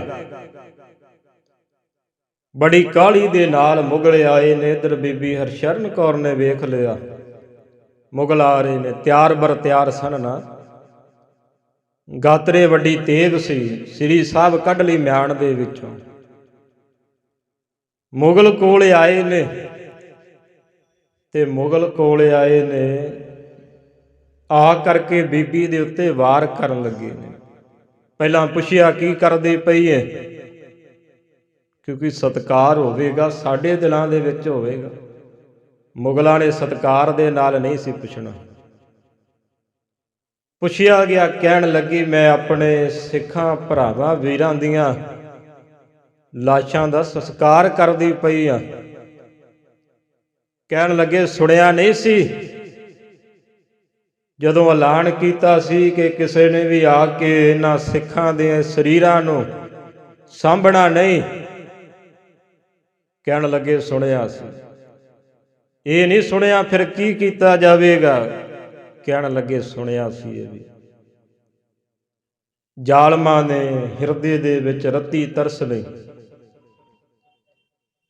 ਬੀਬੀ ਦੇ ਉੱਤੇ ਵਾਰ ਕਰਦੇ ਨੇ। ਕਹਿੰਦੇ ਕੁਝ ਕੁ ਸਮਾਂ ਇਹਨਾਂ ਨੇ ਵਾਰ ਕੀਤੇ। ਬੀਬੀ ਜੀ ਲੜਦੇ ਰਹੇ ਨੇ। ਪਰ ਗਿਣਤੀ ਦੇ ਵਿੱਚ ਵੱਧ ਸਨ। ਬੀਬੀ ਹਰਸ਼ਰਨ ਕੌਰ ਦੇ ਸਰੀਰ ਦੇ ਉੱਪਰ ਵਾਰ ਕੀਤੇ ਨੇ ਤਲਵਾਰਾਂ ਦੇ ਨਾਲ। ਕਹਿੰਦੇ ਫੇਰ ਇਹਨਾਂ ਦਾ ਇੱਕ ਜਰਨੈਲ ਆਇਆ, ਬੀਬੀ ਹਰਸ਼ਰਨ ਕੌਰ ਦੇ ਸਰੀਰ ਦੇ ਉੱਪਰ ਬਰਛੇ ਦੇ ਨਾਲ ਵਾਰ ਕੀਤਾ। ਸਰੀਰ ਦੇ ਉੱਪਰ ਬਰਛੇ ਦਾ ਵਾਰ ਮਾਰ ਕਰਕੇ ਤੇ ਸਰੀਰ ਚੋਂ ਬਰਛਾ ਆਰ ਪਾਰ ਕਰ ਦਿੱਤਾ। ਉਸੇ ਜਗ੍ਹਾ ਦੇ ਉੱਪਰ ਬੀਬੀ ਜੀ ਨਿਢਾਲ ਹੋ ਗਏ ਨੇ। ਚੁੱਕ ਕਰਕੇ ਮੁਗਲਾਂ ਨੇ ਬੀਬੀ ਹਰਸ਼ਰਨ ਕੌਰ ਦਾ ਸਰੀਰ ਵੀ ਉਸ ਬਲਦੀ ਹੋਈ ਅੱਗ ਦੇ ਵਿੱਚ ਸੁੱਟ ਦਿੱਤਾ, ਜੀਂਦਿਆਂ ਨੂੰ ਸਾੜ ਦਿੱਤਾ। ਪਰ ਬੀਬੀ ਜੀ ਫਿਰ ਵੀ ਮਰਦੇ ਮਰਦੇ ਆਪਣਾ ਧਰਮ ਜਿਹੜਾ ਏ ਜਤ ਸਤ ਦੇ ਵਿੱਚ ਕਾਇਮ ਰਹਿ ਗਏ। ਐਸੇ ਸਤਿਗੁਰੂ ਅੱਜ ਦੇ ਦਿਨ ਸਾਹਿਬਜ਼ਾਦੇ ਤੇ ਸਮੂਹ ਸਿੱਖਾਂ ਦੇ ਸਰੀਰਾਂ ਦੇ ਸੰਸਕਾਰ ਹੋਏ ਸਨ। ਅੱਜ ਦੇ ਦਿਨ ਹੀ ਮਹਾਨ ਸਿੱਖ ਬੀਬੀ ਹਰਸ਼ਰਨ ਕੌਰ ਜੀਆਂ ਦੇ ਸਰੀਰ ਨੂੰ ਵੀ ਅੱਜ ਹੀ ਸ਼ਹੀਦੀ ਪਾਈ ਸੀ ਤੇ ਸਰੀਰ ਦਾ ਸੰਸਕਾਰ ਹੋਇਆ ਸੀ। ਐਸੇ ਸਤਿਗੁਰਾਂ ਦੇ ਦੁਲਾਰੇ ਇੱਧਰ ਸੂਰਮਿਆਂ ਦੇ ਸੰਸਕਾਰ ਹੋਏ ਨੇ, ਦੂਸਰੇ ਪਾਸੇ ਕਲਗੀਧਰ ਪਾਤਸ਼ਾਹ ਮਹਾਰਾਜ ਚਮਕੌਰ ਦੀ ਗੜੀ ਦੇ ਵਿੱਚੋਂ ਜਦੋਂ ਨਿਕਲੇ ਸਨ, ਸਿੱਖਾਂ ਨੂੰ ਕਿਹਾ ਸੀ ਕਿ ਧਰੂ ਤਾਰੇ ਦੀ ਸੇਧ ਦੇ ਨਾਲ ਆ ਕੇ ਸਾਨੂੰ ਮਿਲਣਾ ਕਰਿਓ। ਰਾਤ ਦਾ ਸਮਾਂ ਏ, ਸਤਿਗੁਰੂ ਮਹਾਰਾਜ ਤੁਰੇ ਜਾਂਦੇ ਨੇ, ਜੰਗਲ ਦੇ ਵਿੱਚ ਪਹੁੰਚੇ ਨੇ। ਇੱਧਰ ਤਿੰਨ ਸਿੱਖ, ਭਾਈ ਦਇਆ ਸਿੰਘ ਜੀ, ਭਾਈ ਮਾਨ ਸਿੰਘ ਜੀ, ਭਾਈ ਧਰਮ ਸਿੰਘ ਜੀ, ਤਿੰਨੇ ਸਿੱਖ ਸਤਿਗੁਰਾਂ ਨੂੰ ਟੋਲਦੇ ਲੱਭਦੇ ਤੁਰੇ ਜਾਂਦੇ, ਪਰ ਨਜ਼ਰੀ ਨਹੀਂ ਆਉਂਦੀ। ਭਾਈ ਦਇਆ ਸਿੰਘ ਜੀਆਂ ਨੇ ਸਿੱਖਾਂ ਦੇ ਵਿਚਾਰ ਕੀਤੀ ਆਪਸ ਦੇ ਵਿੱਚ ਕਿ ਸਤਿਗੁਰ ਕਿੱਧਰ ਗਏ ਨੇ। ਭਾਈ ਮਾਨ ਸਿੰਘ ਜੀ ਕਹਿਣ ਲੱਗੇ, ਭਾਈ ਦਇਆ ਸਿੰਘ ਜੀ, ਪਿਤਾ ਗੁਰੂ ਨੇ ਕਿਹਾ ਸੀ ਕਿ ਧਰੂ ਤਾਰੀ ਦੀ ਸੇਜ ਦੇ ਨਾਲ ਚੱਲੇ ਆਇਓ। ਇਸੇ ਤਰੀਕੇ ਨਾਲ ਕੀਤਾ। ਕਹਿੰਦੇ ਤੁਰੇ ਜਾਂਦੇ ਨੇ ਤੇ ਭਾਈ ਧਰਮ ਸਿੰਘ ਜੀ ਕਹਿੰਦੇ ਕਿ ਸਾਹਮਣੇ ਤਾਂ ਮਾਛੀਵਾੜਾ ਆ ਗਿਆ। ਮਾਛੀਵਾੜੇ ਦਾ ਜੰਗਲ ਖੌਰੇ ਸਤਿਗੁਰੂ ਮਾਛੀਵਾੜੇ ਦੇ ਵੱਲ ਨਾ ਚਲੇ ਗਏ ਹੋਣ। ਵਿਚਾਰਾਂ ਕਰਦੇ ਕਰਦੇ ਤੁਰੇ ਜਾਂਦੇ ਨੇ। ਕੀ ਵੇਖਿਆ ਕਿ ਰਸਤੇ ਦੇ ਵਿੱਚੋਂ ਜਦੋਂ ਅਸਮਾਨ ਦੇ ਵਿੱਚੋਂ ਸੂਰਜ ਬਾਹਰ ਨਿਕਲਦਾ ਹੈ, ਸੂਰਜ ਦੀਆਂ ਕਿਰਨਾਂ ਜਦੋਂ ਪਈਆਂ ਨੇ ਕਿਤੇ, ਕਹਿੰਦੇ ਬੜੀ ਤੇਜ਼ ਰੋਸ਼ਨੀ ਆ ਕੇ ਤੇ ਸਿੱਖਾਂ ਦੇ ਨੇਤਰਾਂ ਦੇ ਵਿੱਚ ਪੈਂਦੀ। ਵਿਚਾਰ ਕਰਦੇ ਨੇ ਏਡੀ ਪ੍ਰਤਾਪ ਵਾਲੀ ਕਿਹੜੀ ਚੀਜ਼ ਪਈ ਹੈ। ਸੋਚਦਿਆਂ ਸੋਚਦਿਆਂ ਭਾਈ ਧਰਮ ਸਿੰਘ ਜੀ ਕਹਿਣ ਲੱਗੇ ਕਿ ਸਤਿਗੁਰਾਂ ਦੇ ਕੋਲ ਕੁਝ ਸੋਨੇ ਦੇ ਗਹਿਣੇ ਸਨ ਜੋ ਪਾਤਸ਼ਾਹ ਨੂੰ ਸਿੱਖਾਂ ਨੇ ਭੇਟ ਕੀਤੇ, ਤੇ ਮਹਾਰਾਜ ਜੀਆਂ ਦੇ ਹੱਥ ਦੇ ਵਿੱਚ ਇੱਕ ਹੀਰਾ ਜੜਿਆ ਸੀ। ਹੀਰਾ ਸਤਿਗੁਰਾਂ ਦੇ ਹੱਥ ਦੇ ਵਿੱਚ ਜਿਹੜੇ ਇੱਕ ਜਿਵੇਂ ਲੈਦਰ ਨੂੰ, ਚਮੜੇ ਨੂੰ, ਇੱਕ ਅੰਗੂਠੇ ਤੇ ਅੰਗੂਠੇ ਦੇ ਨਾਲ ਦੀ ਜਿਹੜੀ ਉਂਗਲ ਉਹਦੇ ਉੱਪਰ ਸਤਿਗੁਰੂ ਪਾ ਕੇ ਰੱਖਦੇ ਨੇ, ਉਹ ਚਮੜੇ ਦੇ ਵਿੱਚ ਹੀਰਾ ਜੜਿਆ ਸੀ। ਜਦੋਂ ਸਤਿਗੁਰੂ ਤੀਰ ਕਮਾਨ ਚਲਾਉਂਦੇ ਨਾ, ਤੇ ਉਸ ਤੀਰ ਤੋਂ ਬਚਣ ਦੇ ਲਈ ਕਿ ਜਦੋਂ ਚਲਾ ਰਹੇ ਨੇ ਕਿਤੇ ਅੰਗੂਠੇ ਨੂੰ ਨੁਕਸਾਨ ਨਾ ਪਹੁੰਚਾ ਦੇਵੇ, ਉਹਦੇ ਤੋਂ ਬਚਣ ਲਈ ਸਤਿਗੁਰਾਂ ਨੇ ਹੱਥ ਦੇ ਉੱਪਰ, ਉਂਗਲਾਂ ਦੇ ਉੱਪਰ ਚਮੜਾ ਪਾਇਆ ਸੀ। ਉਹ ਚਮੜੇ ਦੇ ਵਿੱਚ ਕਹਿੰਦੇ ਹੀਰਾ ਜੜਿਆ ਸੀ। ਤੇ ਭਾਈ ਧਰਮ ਸਿੰਘ ਜੀ ਕਹਿਣ ਲੱਗੇ, ਕਿਉਂ ਨਾ ਹੋ ਸਕੇ, ਦੁਨੀਆ ਦੇ ਉੱਪਰ ਹੀਰੇ ਰਤਨ ਤਾਂ ਬਹੁਤ ਨੇ, ਪਰ ਜਿਹੜਾ ਹੀਰਾ ਭਾਵੇਂ ਕੌਡੀ ਵੀ ਸਤਿਗੁਰਾਂ ਦੇ ਕੋਲ ਆਵੇ ਨਾ, ਉਹਦਾ ਵੀ ਪ੍ਰਤਾਪ ਝੱਲਿਆ ਨਹੀਂ ਜਾਂਦਾ। ਇਹ ਤਾਂ ਫੇਰ ਕੋਈ ਹੀਰਾ ਭਾਸਦਾ ਏ। ਇਹਨਾਂ ਜੰਗਲਾਂ ਦੇ ਵਿੱਚ ਕੇਵਲ ਜੇ ਕਿਤੇ ਕੋਈ ਪ੍ਰਤਾਪੀ, ਕੋਈ ਨਿਰਾਲੀ ਚੀਜ਼ ਸਤਿਗੁਰਾਂ ਦੇ ਕੋਲ ਹੋ ਸਕਦੀ। ਇਵੇਂ ਕਹਿੰਦੇ ਉਸ ਰੋਸ਼ਨੀ ਦੀ ਸੇਜ ਦੇ ਨਾਲ ਸਿੱਖ ਤੁਰੇ ਜਾਂਦੇ ਨੇ। ਸਾਹਮਣੇ ਕੀ ਵੇਖਿਆ ਕਿ ਦੀਨ ਦੁਨੀ ਦੇ ਮਾਲਕ, ਤਖਤਾਂ ਦੇ ਮਾਲਕ ਸਤਿਗੁਰੂ ਜੀ ਮਾਛੀਵਾੜੇ ਦੇ ਜੰਗਲ ਦੇ ਵਿੱਚ ਧਰਤੀ ਦੇ ਉੱਪਰ ਲੇਟੇ ਪਏ ਨੇ। ਵੇਖ ਕਰਕੇ ਸਿੱਖਾਂ ਨੇ ਜਦੋਂ ਨਿਗਾਹ ਮਾਰੀ ਕਿ ਸਿਰ ਦੇ ਥੱਲੇ ਸਤਿਗੁਰਾਂ ਨੇ ਟਿੰਡ ਦਾ ਸਿਰਹਾਣਾ ਲਾਇਆ। ਮਹਾਰਾਜ ਕੰਢਿਆਂ ਦੀ ਸੇਜ ਤੇ ਸੁੱਤੇ ਨੇ। ਅੱਜ ਵੇਖ ਕਰਕੇ ਸਿੱਖਾਂ ਦੀਆਂ ਅੱਖਾਂ ਦੇ ਵਿੱਚ ਕਹਿੰਦੇ ਹੰਝੂ ਚੱਲ ਪਏ। ਹੇ ਗੁਰੂ ਕਲਗੀਧਰ ਪਾਤਸ਼ਾਹ, ਮਹਾਰਾਜ ਕਦੇ ਆਨੰਦਪੁਰ ਸਾਹਿਬ ਦੇ ਵਿੱਚ ਮਖਮਲੀ ਸੇਜਾਂ ਤੇ ਸੌਂਦੇ ਸੀ। ਪਾਤਸ਼ਾਹ ਸਿੱਖਾਂ ਦੇ ਲਈ ਐਡਾ ਬਲੀਦਾਨ ਮਹਾਰਾਜ ਵੇਖ ਕਰਕੇ ਵਿਰਾਗ ਦੇ ਵਿੱਚ ਆਏ ਨੇ। ਕਹਿੰਦੇ ਉੱਪਰੋਂ ਅੰਮ੍ਰਿਤ ਵੇਲੇ ਦਾ ਸਮਾਂ ਹੋ ਰਿਹਾ ਸੀ। ਵੇਖ ਕਰਕੇ ਸਿੱਖਾਂ ਨੇ ਚਾਹਿਆ ਕਿ ਸਤਿਗੁਰਾਂ ਨੂੰ ਉਠਾ ਦਿੱਤਾ ਜਾਵੇ, ਪਰ ਕਹਿੰਦੇ ਕਿ ਜਦੋਂ ਉਠਾਉਣ ਲੱਗੇ ਨੇ ਭਾਈ ਮਾਨ ਸਿੰਘ ਤੇ ਭਾਈ ਧਰਮ ਸਿੰਘ ਜੀਆਂ ਨੇ ਹੱਥ ਦੇ ਇਸ਼ਾਰੇ ਨਾਲ ਰੋਕ ਦਿੱਤਾ। ਕਹਿਣ ਲੱਗੇ ਨਹੀਂ, ਅੱਜ ਸਤਿਗੁਰਾਂ ਨੂੰ ਉਠਾਉਣਾ ਨਹੀਂ। ਪਾਤਸ਼ਾਹ ਜੀ ਬੜੇ ਸਮੇਂ ਦੇ ਚੱਲੇ ਨੇ, ਵਿਸ਼ਰਾਮ ਨਹੀਂ ਕੀਤਾ, ਨਾ ਚਮਕੌਰ ਦੀ ਗੜੀ 'ਚ ਸੁੱਤੇ ਨੇ, ਨਾ ਕੁਝ ਛਕਿਆ ਏ, ਕਈਆਂ ਦਿਨਾਂ ਦੇ ਥੱਕੇ ਆਏ ਨੇ। ਭਾਈ ਧਰਮ ਸਿੰਘ ਜੀਆਂ ਨੇ ਰੋਕ ਦਿੱਤਾ ਤੇ ਚਰਨਾਂ ਵਾਲੇ ਪਾਸੇ ਗਏ ਨੇ। ਚਰਨਾਂ ਵਾਲੇ ਪਾਸੇ ਜਾ ਕੇ ਭਾਈ ਧਰਮ ਸਿੰਘ ਜੀਆਂ ਨੇ ਸਤਿਗੁਰਾਂ ਦੇ ਚਰਨ ਫੜ ਲਏ। ਜਦੋਂ ਆਨੰਦਗੜ੍ਹ ਦੇ ਕਿਲੇ 'ਚ ਸਨ ਤੇ ਸਤਿਗੁਰਾਂ ਦੇ ਚਰਨਾਂ ਦੀ ਮਾਲਿਸ਼ ਕਰਿਆ ਕਰਦੇ ਨੇ। ਉਸੇ ਤਰੀਕੇ ਨਾਲ ਅੱਜ ਵੀ ਉਹਨਾਂ ਕੂਲਿਆਂ ਚਰਨਾਂ ਨੂੰ ਹੱਥ ਲਾਇਆ, ਕਮਲ ਵਰਗੇ ਚਰਨਾਂ ਨੂੰ ਹੱਥ ਲਾਇਆ ਤੇ ਹੱਥ ਲਾ ਕੇ ਰੋ ਪਏ ਨੇ। ਭਾਈ ਦਿਆ ਸਿੰਘ ਕਹਿਣ ਲੱਗੇ, ਸਿੱਖਾ ਰੋ ਕਿਉਂ ਰਿਹਾ ਹੈ? ਕਹਿੰਦੇ ਭਾਈ ਦਿਆ ਸਿੰਘ ਜੀ, ਸਤਿਗੁਰਾਂ ਦੇ ਚਰਨਾਂ ਦੇ ਵਿੱਚ ਕੰਡੇ ਵੱਜੇ ਨੇ, ਪਾਤਸ਼ਾਹ ਦੇ ਚਰਨਾਂ ਦੇ ਵਿੱਚ ਜ਼ਖਮ ਹੋਏ ਨੇ, ਖੂਨ ਵਗ ਰਿਹਾ ਹੈ, ਚਰਨਾਂ ਨੂੰ ਮਾਲਿਸ਼ ਕਰਦੇ ਪਏ ਨੇ। ਇੰਨੇ ਸਮੇਂ ਨੂੰ ਸਤਿਗੁਰੂ ਜੀ ਜਾਗੇ ਨੇ। ਸਿੱਖਾਂ ਨੇ ਦਰਸ਼ਨ ਕਰਕੇ ਬੜੇ ਨਿਹਾਲ ਹੋਏ। ਪਾਤਸ਼ਾਹ ਨੇ ਇੱਥੇ ਮਿੱਤਰ ਪਿਆਰੇ ਨੂੰ ਹਾਲ ਮੁਰੀਦਾਂ ਦਾ ਕਹਿਣਾ, ਤੁਧ ਬਿਨ ਰੋਗ ਰਜਾਈਆਂ ਦਾ ਉੱਡਣ, ਨਾਗ ਨਿਵਾਸਾਂ ਦੇ ਰਹਿਣਾ। ਖਿਆਲ ਪਾਤਸ਼ਾਹੀ ਸਤਿਗੁਰਾਂ ਨੇ ਇੱਥੇ ਉਚਾਰਨ ਕੀਤਾ ਹੈ।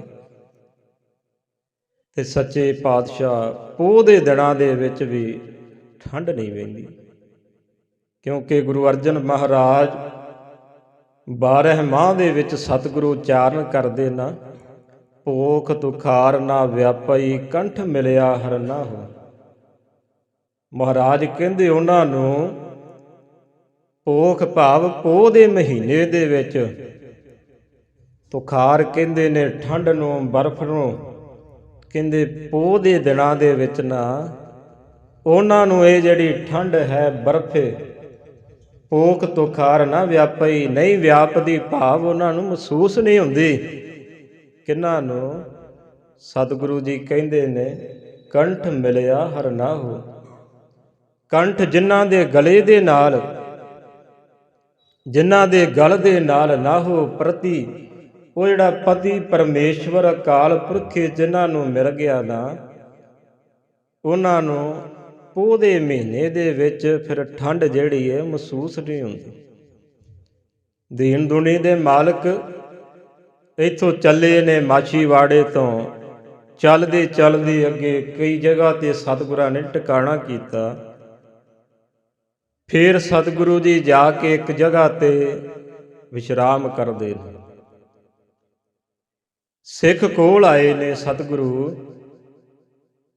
ਜਦੋਂ ਮਹਾਰਾਜ ਜੀਆਂ ਨੇ ਪਹੁੰਚ ਕਰਕੇ ਤੇ ਭਾਈ ਡੱਲੇ ਦੇ ਕੋਲ ਸਤਿਗੁਰਾਂ ਨੇ ਪੁੱਛਿਆ ਕਿ ਕੋਈ ਜਾ ਕਰਕੇ ਸਾਡੇ ਪੁੱਤਰਾਂ ਦਾ ਹਾਲ ਪਤਾ ਕਰਕੇ ਆਵੋ। ਪਤਾ ਏ, ਸੁਣਿਆ ਏ ਕਿ ਚਮਕੌਰ ਦੀ ਗੜੀ ਤੋਂ ਬਾਅਦ ਜਦੋਂ ਅਸੀਂ ਚੱਲੇ ਸਾਂ, ਰਸਤੇ ਦੇ ਵਿੱਚ ਸਾਨੂੰ ਖਬਰਾਂ ਮਿਲੀਆਂ ਕਿ ਸਰਹੰਦ ਦੇ ਵਿੱਚ ਬਾਦਸ਼ਾਹ ਨੇ ਛੋਟੇ ਫਰਜ਼ੰਦਾਂ ਦੇ ਉੱਪਰ ਬੜੇ ਕਹਿਰ ਟਾਏ ਨੇ, ਬੜੇ ਕਹਿਰ ਕਮਾਉਣਾ ਕੀਤਾ ਏ।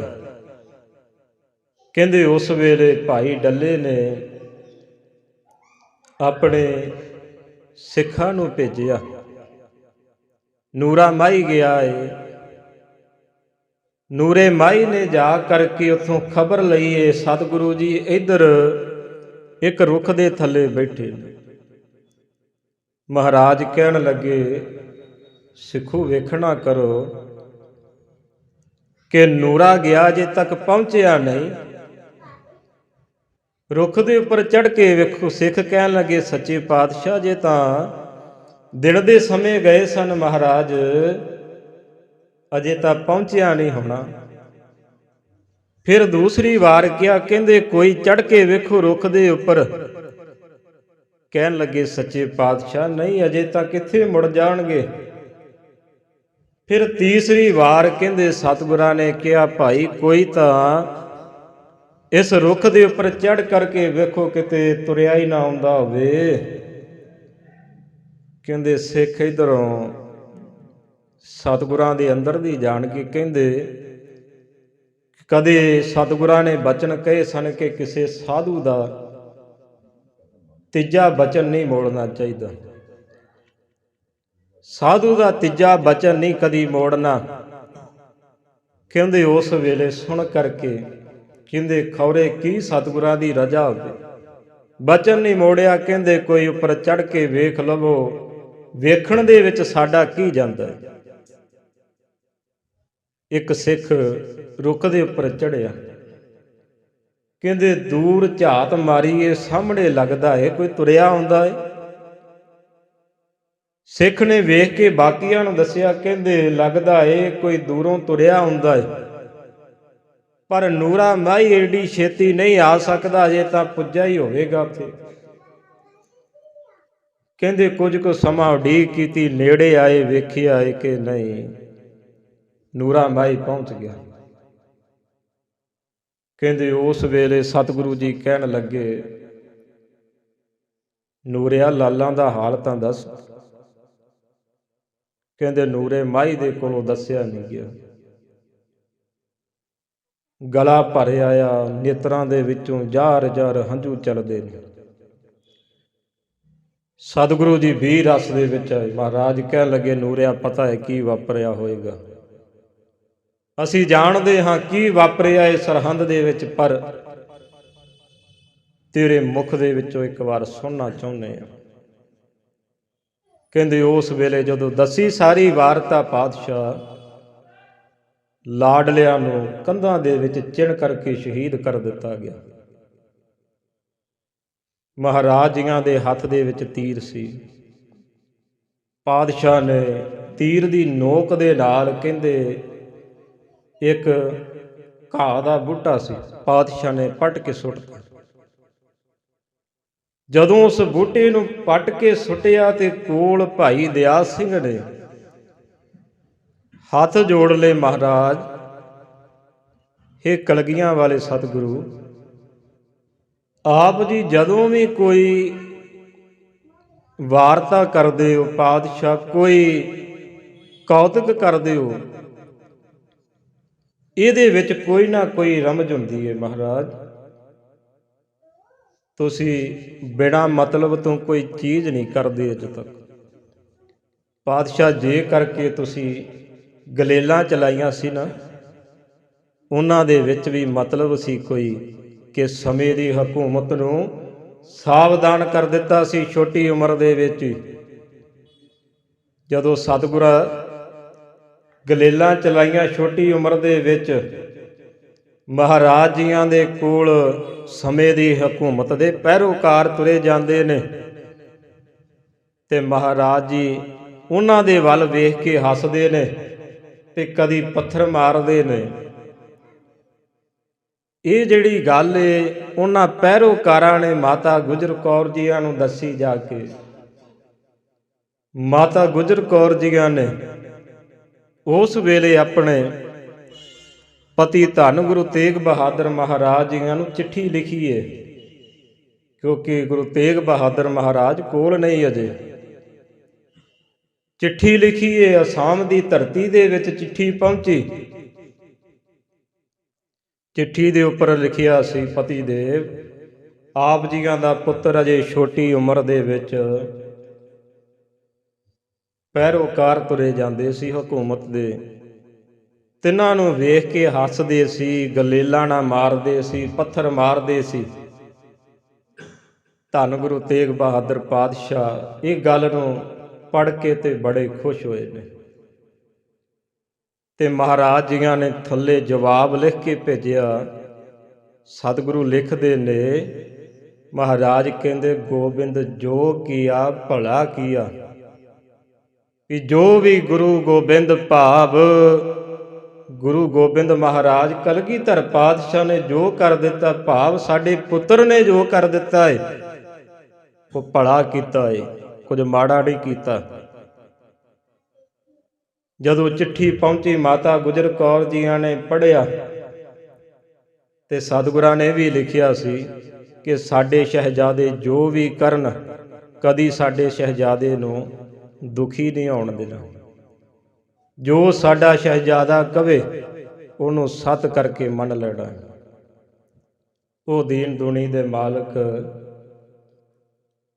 ਜਿਨ੍ਹਾਂ ਨੇ ਹਕੂਮਤ ਨੂੰ ਉਸ ਵੇਲੇ ਸਾਵਧਾਨ ਕੀਤਾ ਸੀ ਕਿ ਹਕੂਮਤ ਤੇ ਬੜਾ ਰਾਜ ਕਰ ਲਿਆ, ਬੜਾ ਤੰਗ ਕਰ ਲਿਆ ਪ੍ਰਜਾ ਨੂੰ, ਹੁਣ ਸਾਵਧਾਨ ਹੋ ਜਾਵੋ, ਤੁਹਾਡਾ ਟਾਕਰਾ ਕਰਨ ਵਾਲਾ ਵਿਸ ਰੂਹੇ ਪਾਕ ਧਰਤੀ ਦੇ ਉੱਪਰ ਆ ਗਿਆ ਹੈ। ਭਾਈ ਦਿਆਲ ਸਿੰਘ ਜੀ ਨੇ ਵਿਚਾਰ ਕੀਤੀ, ਮਹਾਰਾਜ ਜੇ ਤੁਸੀਂ ਨਿੱਕੇ ਹੁੰਦੇ ਗਲੇਲਾਂ ਚਲਾਈਆਂ ਨੇ, ਤੁਹਾਡੇ ਪਿਤਾ ਨੇ ਕਿਹਾ ਗੋਬਿੰਦ ਜੋ ਕੀਆ ਭਲਾ ਕੀਆ, ਸੱਚੇ ਪਾਤਸ਼ਾਹ ਘਾਹ ਦਾ ਬੂਟਾ ਪੜ ਦਿੱਤਾ ਏ, ਇਹਦੇ ਵਿੱਚ ਕੋਈ ਰਮਜ ਏ। ਮਹਾਰਾਜ ਕਿਰਪਾ ਕਰਕੇ ਸਿੱਖਾਂ ਨੂੰ ਵਿਆਖਿਆਤ ਦੇ ਵਿੱਚ ਦੱਸੋ, ਵਿਆਖਿਆ ਕਰਕੇ ਦੱਸੋ ਸੱਚੇ ਪਾਤਸ਼ਾਹ ਇਹਦੇ ਪਿੱਛੇ ਰਮਜ ਕੀ ਹੈ। ਪਾਤਸ਼ਾਹ ਜੀ ਇਹਨਾਂ ਤੀਰਾਂ ਨੂੰ ਆਪ ਜੀਆਂ ਨੇ ਬਚਨ ਕੀਤਾ ਸੀ ਵੀ ਸਹਿਬ ਸਰੋਈ ਸਹਤੀ ਯਹ ਹਮਾਰੇ ਪੀਰ, ਤੀਰ ਤੁਹੀਂ ਸੈਥੀ ਤੁਹੀਂ ਤਬਰ ਤਰਵਾਰ, ਨਾਮ ਤਿਹਾਰੋ ਜੋ ਜਪੈ ਭਏ ਸਿੰਧ ਭਵ ਪਾਰ, ਜਿਤੇ ਸ਼ਸਤਰ ਨਾਮੰ ਨਮਸਕਾਰ ਤਾਮੰ, ਜਿਤੇ ਅਸਤਰ ਭੇਯੰ ਨਮਸਕਾਰ ਤੇਯੰ, ਤੀਰੋ ਤਫੰਗੋ ਬਡੋ ਰਾਮ ਜੰਗੋ ਤਨਕ ਤਾਰ ਅਣੀਆਰ ਕਵੰਦ ਕੋਰੜਾ। ਪੰਜ ਸ਼ਸਤਰ ਪ੍ਰਵਾਨ ਮਹਾਰਾਜ ਆਪ ਜੀਆਂ ਨੇ ਸ਼ਸਤਰਾਂ ਨੂੰ ਪ੍ਰਵਾਨਗੀ ਦਿੱਤੀ ਏ ਤੇ ਸ਼ਸਤਰ ਦੀ ਨੋਕ ਦੇ ਨਾਲ ਆਪਣੇ ਘਾਹ ਦਾ ਬੂਟਾ ਪੱਟਿਆ ਏ, ਕੋਈ ਛੋਟੀ ਮੋਟੀ ਗੱਲ ਨਹੀਂ। ਇਹਨਾਂ ਸ਼ਸਤਰਾਂ ਨੂੰ ਆਪ ਨੇ ਪੀਰ ਮੰਨਿਆ ਏ। ਪਾਤਸ਼ਾਹ ਕਹਿਣ ਲੱਗੇ ਭਾਈ ਦਿਆਲ ਸਿੰਘ ਜੀ ਇਹਨਾਂ ਸ਼ਸਤਰ ਦੀ ਨੋਕ ਦੇ ਨਾਲ ਘਾਹ ਦਾ ਬੂਟਾ ਨਹੀਂ ਪਟਿਆ ਏ, ਜ਼ਾਲਮ ਹਕੂਮਤਾਂ ਦੀਆਂ ਜੜ੍ਹਾਂ ਪੱਟੀਆਂ ਗਈਆਂ। ਬਸ ਸਮਾਂ ਨੇੜੇ ਆ ਗਿਆ। ਭਾਈ ਦਿਆਲ ਸਿੰਘ ਕਹਿਣ ਲੱਗੇ ਸਤਿਗੁਰੂ ਔਰੰਗਜ਼ੇਬ ਬੜੇ ਕਸ਼ਟ ਕਰਦਾ, ਇਹਨੂੰ ਮਾਰਨਾ ਪਵੇਗਾ, ਕਿਵੇਂ ਮਾਰਾਂਗੇ? ਸੱਚੇ ਪਾਤਸ਼ਾਹ ਕਹਿੰਦੇ ਤਲਵਾਰ ਨਾਲ ਨਹੀਂ ਮਾਰਨਾ। ਪਾਤਸ਼ਾਹ ਤੀਰ ਦੇ ਨਾਲ, ਮਹਾਰਾਜ ਕਹਿੰਦੇ ਨਹੀਂ ਤੀਰ ਦੇ ਨਾਲ ਵੀ ਨਹੀਂ ਮਾਰਨਾ। ਪਾਤਸ਼ਾਹ ਕਿਸੇ ਹੋਰ ਹਥਿਆਰ ਦੇ ਨਾਲ, ਮਹਾਰਾਜ ਕਹਿੰਦੇ ਨਹੀਂ। ਜੇ ਇਹਨੂੰ ਮਾਰਨਾ ਹੁੰਦਾ ਤੇ ਜਦੋਂ ਪਹਿਲੇ ਦਿਨ ਚੜ੍ਹਾਈ ਕਰਕੇ ਆਇਆ ਸੀ, ਇਹਦੀ ਕੀ ਔਕਾਤ ਸਾਡੇ ਸਾਹਮਣੇ, ਐਡਾ ਬਲੀ ਨਹੀਂ ਸੀ ਕਿ ਗੁਰੂ ਘਰ ਦੇ ਸਾਹਮਣੇ ਅੜ ਸਕਦਾ। ਪਰ ਨਹੀਂ, ਜਿਹੜਾ ਸਾਡੇ ਤੀਰ ਦੇ ਨਾਲ, ਸਾਡੀ ਤਲਵਾਰ ਦੇ ਨਾਲ ਮਰਦਾ ਏ, ਉਹ ਸਿੱਧਾ ਹੀ ਸੱਚਖੰਡ ਦੇ ਵਿੱਚ ਜਾਂਦਾ ਏ। ਔਰੰਗਜ਼ੇਬ ਸੱਚਖੰਡ ਵਿੱਚ ਨਹੀਂ ਜਾ ਸਕਦਾ। ਸਾਡੇ ਤੀਰ ਦੇ ਨਾਲ ਜਿਹੜਾ ਮਰਿਆ ਏ ਭਾਵੇਂ ਵੈਰੀ ਏ, ਉਹਦੀ ਮੁਕਤੀ ਹੋ ਜਾਂਦੀ, ਇਹਦੀ ਮੁਕਤੀ ਨਹੀਂ ਹੋਣੀ। ਇਹਦੀ ਮੁਕਤੀ ਨਹੀਂ ਕਰਨਾ ਚਾਹੁੰਦੇ ਅਸੀਂ। ਪਾਤਸ਼ਾਹ ਫਿਰ ਕਿਵੇਂ ਮਰੇਗਾ? ਮਹਾਰਾਜ ਕਹਿੰਦੇ ਸਾਡੀ ਕਲਮ ਇਹਨੂੰ ਮਾਰੇਗੀ, ਕਲਮ ਦੇ ਨਾਲ ਮਾਰਾਂਗੇ ਇਹਨੂੰ। ਪਾਤਸ਼ਾਹ ਕਿਵੇਂ? ਮਹਾਰਾਜ ਕੇ ਉਸ ਵੇਲੇ ਫਿਰ ਕਾਗਜ਼ ਤੇ ਕਲਮ ਮੰਗਾਈ। ਪਾਤਸ਼ਾਹ ਜੀਆਂ ਨੇ ਜ਼ਫਰਨਾਮਾ ਲਿਖਿਆ ਹੈ। ਪਾਤਸ਼ਾਹ ਆਰੰਭ ਕਰਦੇ ਨੇ, ਇੱਕ ਓੰਕਾਰ ਸ੍ਰੀ ਵਾਹਿਗੁਰੂ ਜੀ ਕੀ ਫਤਿਹ। ਜ਼ਫਰਨਾਮਾ ਪਾਤਸ਼ਾਹੀ 10ਵੀਂ। ਪਹਿਲਾਂ ਸਤਿਗੁਰੂ ਅਕਾਲ ਪੁਰਖ ਦੀ ਉਸਤਤ ਵਡਿਆਈ ਕਰਦੇ ਨੇ। ਮਹਾਰਾਜ ਪਰਸ਼ੀਅਨ ਦੇ ਵਿੱਚ, ਫਾਰਸੀ ਦੇ ਵਿੱਚ ਸਤਿਗੁਰੂ ਲਿਖਦੇ ਨੇ, ਕਮਾਲੇ ਕਰਾਮਾਤ ਕਾਇਮ ਕਰੀਮ, ਰਜ਼ਾ ਬਖਸ਼ ਰਾਜ਼ੁਕ ਰਹਾ ਕੁਨ ਰਹੀਮ, ਅਮਾ ਬਖਸ਼ ਬਖਸ਼ਿੰਦ ਹੋ ਦਸਤਗੀਰ, ਖਤਾ ਬਖਸ਼ ਰੋਜ਼ੀ ਦੇ ਹੋ ਦਿਲ ਪਜ਼ੀਰ, ਸ਼ਹਿਨਸ਼ਾਹ ਖੂਬੀ ਦੇ ਹੋ ਰਹਿਨਮੂ। ਪਾਤਸ਼ਾਹ ਜੀ ਸਾਰਾ ਲਿਖ ਕਰਕੇ ਨਾ 12 ਸ਼ੇਰ ਲਿਖੇ ਨੇ ਪਹਿਲਾਂ ਅਕਾਲ ਪੁਰਖ ਦੀ ਵਡਿਆਈ ਦੇ ਵਿੱਚ। ਪਾਤਸ਼ਾਹ ਅਖੀਰ ਤੇ ਕੀ ਲਿਖਦੇ ਨੇ? ਕਿਉਂਕਿ ਜ਼ਫਰਨਾਮਾ ਜਿੱਤ ਦੀ ਚਿੱਠੀ ਏ, ਬਾਕੀ ਰਾਜੇ ਲਿਖਦੇ ਸਨ ਦੂਜੇ ਰਾਜ ਨੂੰ ਜਿੱਤਣ ਦੇ ਲਈ, ਦੂਜੇ ਰਾਜ ਦੇ ਉੱਪਰ ਕਾਬਜ ਹੋਣ ਦੇ ਲਈ ਰਾਜੇ ਲਿਖਦੇ ਸਨ ਕਿ ਸਾਡੇ ਕੋਲ ਇੰਨਾ ਸਾਜੋ ਸਮਾਨ, ਇੰਨੀਆਂ ਫੌਜਾਂ, ਇੰਨੇ ਲਸ਼ਕਰ ਨੇ, ਤੇ ਜੇ ਤਾਂ ਤੂੰ ਸਾਨੂੰ ਸਭ ਕੁਝ ਦੇਣਾ ਚਾਹੁੰਦਾ ਹੈ ਸ਼ਾਂਤੀ ਦੇ ਨਾਲ ਦੇ ਦੇ, ਨਹੀਂ ਤਾਂ ਇੰਨੀਆਂ ਫੌਜਾਂ ਨੇ ਤੈਨੂੰ ਮਾਰ ਦੇਣਗੀਆਂ। ਉਹ ਆਪਣੀ ਚੜ੍ਹਤ ਨੂੰ ਦਿਖਾਉਂਦੇ ਸਨ, ਆਪਣੀ ਵਡਿਆਈ ਨੂੰ ਦਿਖਾਉਂਦੇ। ਤੇ ਪਾਤਸ਼ਾਹ ਕੀ ਲਿਖਦੇ ਨੇ? ਮਹਾਰਾਜ ਕਹਿੰਦੇ, ਔਰੰਗਜ਼ੇਬ ਨਾ ਸਾਜ਼ੋ ਨਾ ਬਾਜ਼ੋ ਨਾ ਫੌਜੋ ਨਾ ਫਰਸ਼। ਔਰੰਗਜ਼ੇਬ ਨਾ ਤਾਂ ਸਾਜ਼ ਭਾਵ ਨਾ ਹਥਿਆਰ ਨੇ ਅੱਜ ਮੇਰੇ ਕੋਲ, ਨਾ ਬਾਜ਼ੋ। ਬਾਜ਼ੋ ਕਹਿੰਦੇ ਨੇ ਫਾਰਸੀ ਦੇ ਵਿੱਚ ਘੋੜੇ ਨੂੰ। ਔਰੰਗਜ਼ੇਬ ਨਾ ਤਾਂ ਚੜ੍ਹਦੀ ਕਲਾ ਦਾ ਪ੍ਰਤੀਤ ਘੋੜੇ ਮੇਰੇ ਕੋਲ ਨੇ, ਨਾ ਹੀ ਫੌਜਾਂ ਲਸ਼ਕਰ ਨੇ ਮੇਰੇ ਕੋਲ, ਨਾ ਫਰਸ਼। ਫਰਸ਼ ਕਹਿੰਦੇ ਨੇ ਫਾਰਸੀ ਦੇ ਵਿੱਚ ਧਰਤੀ ਨੂੰ। ਨਾ ਔਰੰਗਜ਼ੇਬ ਆਨੰਦਗੜ੍ਹ ਦਾ ਕਿਲ੍ਹਾ ਹੈ ਮੇਰੇ ਕੋਲ। ਤੂੰ ਸੋਚਿਆ ਹੋਵੇਗਾ ਕਿਤੇ ਮਨ ਦੇ ਵਿੱਚ ਕਿ ਕਲਗੀਧਰ ਡੋਲ ਗਿਆ ਹੋਵੇਗਾ। ਔਰੰਗਜ਼ੇਬ ਨਹੀਂ। ਪਾਤਸ਼ਾਹ ਕੀ ਕਹਿੰਦੇ ਨੇ? ਔਰੰਗਜ਼ੇਬ ਖੁਦਾਵੰਦ ਬਖਸ਼ਿੰਦ ਐਸ਼ੋ ਅਰਸ਼। ਨਾ ਫੌਜਾਂ ਨੇ, ਨਾ ਧਰਤੀ ਏ, ਨਾ ਹੀ ਸਾਜੋ ਸਮਾਨ, ਨਾ ਘੋੜੇ ਨੇ, ਪਰ ਖੁਦਾਵੰਦ ਉਹ ਜਿਹੜਾ ਅਕਾਲ ਪੁਰਖ ਸਾਰਿਆਂ ਨੂੰ ਇਸ ਦੁਨੀਆ ਦੇ ਉੱਪਰ ਰਹਿਣ ਦੇ ਲਈ ਛੱਤ ਦਿੰਦਾ ਹੈ, ਉਹ ਖੁਦਾਵੰਦ ਅਕਾਲ ਪੁਰਖ ਪਾਤਸ਼ਾਹ ਦੇ ਥਾਪੜਾ, ਉਹਦੇ ਖੁਸ਼ੀਆਂ ਮੇਰੇ ਕੋਲ ਨੇ, ਉਹਦੀ ਦਿੱਤੀ ਹੋਈ ਚੜ੍ਹਦੀ ਕਲਾ ਮੇਰੇ ਕੋਲ। ਔਰੰਗਜ਼ੇਬ ਤੂੰ ਮੇਰਾ ਸਭ ਕੁਝ ਉਜਾੜ ਕਰਕੇ ਮੇਰੇ ਅੰਦਰ ਦਾ ਖੇੜਾ ਨਹੀਂ ਉਜਾੜ ਸਕਿਆ, ਮੇਰੇ ਅੰਦਰ ਦੀ ਚੜ੍ਹਦੀ ਕਲਾ ਨਹੀਂ ਉਜਾੜ ਸਕਿਆ। ਉਹ ਜ਼ਫਰਨਾਮੇ ਨੂੰ ਪੜ੍ਹ ਕੇ ਫਿਰ ਜਦੋਂ ਦੀਨੇ ਕਾਂਗੜ ਵਿਖੇ ਔਰੰਗਜ਼ੇਬ ਨੂੰ ਮਿਲਦਾ ਹੈ, ਜ਼ਫਰਨਾਮਾ ਸਾਹਿਬ ਨੂੰ ਪੜ੍ਹ ਕਰਕੇ ਔਰੰਗਜ਼ੇਬ ਦੇ ਸਰੀਰ ਦੇ ਵਿੱਚੋਂ ਪ੍ਰਾਣ ਨਿਕਲ ਗਏ ਸਨ। ਪਾਤਸ਼ਾਹ ਨੇ ਕਹਿੰਦੇ ਆ ਨਾ, ਜਿੱਥੇ ਤਲਵਾਰਾਂ ਨਹੀਂ ਚੱਲਦੀਆਂ ਫਿਰ ਕਲਮ ਜਿਹੜੀ ਉਹ ਸ਼ਸਤਰ ਦਾ ਕੰਮ ਦੇ ਜਾਂਦੀ ਹੈ। ਪਾਤਸ਼ਾਹ ਨੇ ਇੰਨੀਆਂ ਲਾਹਣਤਾਂ ਪਾਈਆਂ ਨੇ ਔਰੰਗਜ਼ੇਬ ਨੂੰ, ਜਿਹਨੂੰ ਪੜ੍ਹਦਿਆਂ ਸਾਰੀ ਔਰੰਗਜ਼ੇਬ ਆਪਣੇ ਤਖਤ ਦੇ ਉੱਪਰ ਡਿੱਗ ਗਿਆ। ਸਰੀਰ ਦੇ ਵਿੱਚ ਸਤਾ ਨਹੀਂ ਰਹੀ। ਤੇ ਜਦੋਂ ਥੱਲੇ ਲਿਖੀ ਹੋਈ ਫਤਿਹ ਗਜਾਈ ਏ, ਫਤਿਹ ਨੂੰ ਬੋਲ ਕਰਕੇ, ਲਿਖ ਕਰਕੇ, ਕਿਉਂਕਿ ਲਿਖੀ ਸੀ, ਕਹਿੰਦਾ ਮੈਂ ਪੜ੍ਹ ਨਹੀਂ ਸਕਦਾ। ਜਦੋਂ ਫਤਿਹ ਲਿਖੀ, ਫਤਿਹ ਲਿਖਦਿਆਂ ਸਾਰੇ ਔਰੰਗਜ਼ੇਬ ਦੇ ਸਰੀਰ ਦੇ ਵਿੱਚੋਂ ਪ੍ਰਾਣ ਨਿਕਲ ਗਏ ਸਨ। ਸੋ ਐਸੇ ਧੰਨ ਗੁਰੂ ਕਲਗੀਧਰ ਪਾਤਸ਼ਾਹ ਮਹਾਰਾਜ, ਜਿਨ੍ਹਾਂ ਦੇ ਪਿਆਰਿਆਂ ਦੀ ਯਾਦ ਦੇ ਵਿੱਚ ਜੁੜੇ ਬੈਠੇ ਹਾਂ। ਹੁਣ ਸਮਾਂ ਵੀ ਉੱਪਰ ਹੋ ਗਿਆ।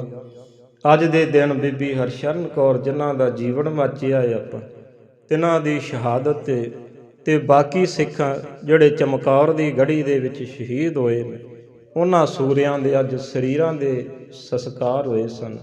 ਸੋ ਇੰਨੀਆਂ ਕੁ ਵਿਚਾਰਾਂ ਕਰਦਿਆਂ ਤੋਂ ਬੇਅੰਤ ਭੁੱਲਾਂ ਹੋ ਜਾਂਦੀਆਂ। ਅੱਜ ਦੇ ਦਿਨ ਸ਼੍ਰੀਮਾਨ ਸੰਤ ਬਾਬਾ ਠਾਕੁਰ ਸਿੰਘ ਜੀ ਮਹਾਂਪੁਰਖ, ਤਿੰਨਾਂ ਨੇ ਵੀ ਇੱਥੇ ਹੀ ਅੰਮ੍ਰਿਤਸਰ ਦੇ ਵਿੱਚ ਕੱਕੜ ਹਸਪੀਟਲ ਦੇ ਵਿੱਚ ਮਹਾਂਪੁਰਖਾਂ ਨੇ ਆਪਣਾ ਸਰੀਰ ਤਿਆਗਿਆ ਸੀ।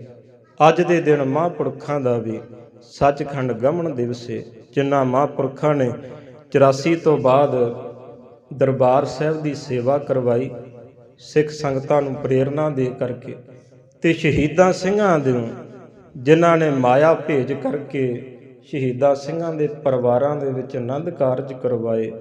ਜਦੋਂ ਕਹਿੰਦੇ ਬਾਬਾ ਠਾਕੁਰ ਸਿੰਘ ਜੀਆਂ ਨੇ ਅੱਜ ਦੇ ਦਿਨ ਸਵਾਸ ਛੱਡੇ ਸੀ ਨਾ, ਤੇ ਮਹਿਤੇ ਵਿਖੇ ਬੜਾ ਇਕੱਠ ਹੋਇਆ ਹੈ। ਉੱਥੇ ਬਜ਼ੁਰਗ ਮਾਤਾਵਾਂ ਅੱਜ ਵੀ ਕਈ ਮਿਲਦੀਆਂ ਨੇ, ਤੇ ਉਹਨਾਂ ਦੇ ਕੋਲੋਂ ਜਦੋਂ ਪੁੱਛਦੇ ਆ ਨਾ, ਉਹਨਾਂ ਦੇ ਮੁਖ ਦੇ ਵਿੱਚੋਂ ਇੱਕੋ ਗੱਲ ਨਿਕਲਦੀ, ਕਹਿੰਦੇ ਕਿ ਜਦੋਂ ਬਾਬਾ ਠਾਕੁਰ ਸਿੰਘ ਜੀ ਚੜ੍ਹਾਈ ਕਰ ਗਏ ਸਨ ਨਾ, ਭਾਵੇਂ ਸਾਡੇ ਪਰਿਵਾਰ ਦੇ ਵਿੱਚ ਸਾਡੇ ਸਿਰ ਦੇ ਸਾਏ ਵੀ ਉੱਠ ਗਏ ਸੀ, ਸਾਡੇ ਪੁੱਤਰ ਭਾਵੇਂ ਮਾਰੇ ਗਏ ਨੇ, ਭਾਵੇਂ ਸਾਡੇ ਬਾਪ ਚਲੇ ਗਏ, ਕਦੀ ਇੰਨਾ ਦੁੱਖ ਨਹੀਂ ਹੋਇਆ। ਕਹਿੰਦੇ ਜਿਸ ਦਿਨ ਬਾਬਾ ਠਾਕੁਰ ਸਿੰਘ ਜੀ ਦੀ ਸੁਣਿਆ ਨਾ ਕਿ ਚੜ੍ਹਾਈ ਕਰ ਗਏ ਨੇ, ਕਹਿੰਦੇ ਉਸ ਦਿਨ ਇੱਦਾਂ ਲੱਗਾ ਜਿਵੇਂ ਸਾਡਾ ਸਾਰਾ ਕੁਝ ਹੀ ਰੁਲ ਗਿਆ ਹੋਵੇ। ਇੰਨਾ ਦੁੱਖ ਲੱਗਾ ਸੀ। ਟਕਸਾਲ ਦੀ ਮਾਂ ਕਿਹਾ ਜਾਂਦਾ ਸੀ, ਜਿਨ੍ਹਾਂ ਨੇ ਰਾਤ ਦੇ ਸਮੇਂ ਜਾ ਕਰਕੇ ਨਾ, ਤੇ ਜਿੰਨੇ ਵੀ ਵਾਸ਼ਰੂਮ ਨੇ ਗੁਰੂ ਘਰਾਂ ਦੇ ਵਿੱਚ ਮਹਿਤੇ ਵਿਖੇ, ਸਾਰੇ ਹੀ ਜਾ ਕਰਕੇ ਉਹਨਾਂ ਦੀ ਸਫਾਈ ਕਰਨੀ, ਸਿੱਖਾਂ ਦੇ ਜੋੜੇ ਸਾਫ਼ ਕਰਨੇ, ਉਹਨਾਂ ਦੇ ਕਛਹਿਰਿਆਂ ਨੂੰ ਰਾਤ ਦੇ ਸਮੇਂ ਧੋ ਕਰਕੇ ਰੱਖ ਦੇਣਾ। ਭਾਵੇਂ ਉਸ ਸਮੇਂ ਟਕਸਾਲ ਦੀ ਸੇਵਾ ਨਿਭਾ ਰਹੇ ਸਨ ਮੁੱਖ ਤੌਰ 'ਤੇ, ਪਰ ਐਡੀ ਨਿਮਰਤਾ ਸੀ, ਇੰਨਾ ਪ੍ਰੇਮ ਸੀ ਸਿੱਖਾਂ ਦੇ ਨਾਲ, ਪਿਆਰਿਆਂ ਦੇ ਨਾਲ, ਕਿ ਉਹਨਾਂ ਦੇ ਉੱਪਰੋਂ ਜਾਨਾਂ ਵਾਰ ਦਿੰਦੇ ਸਨ। ਅੱਜ ਦੇ ਦਿਨ ਉਹਨਾਂ ਮਹਾਂਪੁਰਖਾਂ ਦਾ ਵੀ ਸੱਚਖੰਡ ਗਮਨ ਦਿਵਸ ਹੈ। ਐਸੇ ਮਹਾਂਪੁਰਖਾਂ ਦੇ ਚਰਨਾਂ ਦੇ ਉੱਪਰ ਕੋਟਨ ਕੋਟ ਨਮਸਕਾਰ। ਵਿਚਾਰ ਕਰਦਿਆਂ ਤੋਂ ਬੇਅੰਤ ਪ੍ਰਕਾਰ ਦੀਆਂ ਭੁੱਲਾਂ ਗਲਤੀਆਂ ਹੋ ਗਈਆਂ ਨੇ, ਅਣਜਾਣ ਬੱਚੇ ਸਮਝ ਕਰਕੇ ਬਖਸ਼ ਦੇਣਾ ਜੀ। ਫਤਿਹ ਦੀ ਸਾਂਝ ਪਾਓ ਜੀ। ਵਾਹਿਗੁਰੂ ਜੀ ਕਾ ਖਾਲਸਾ, ਵਾਹਿਗੁਰੂ ਜੀ ਕੀ ਫਤਿਹ।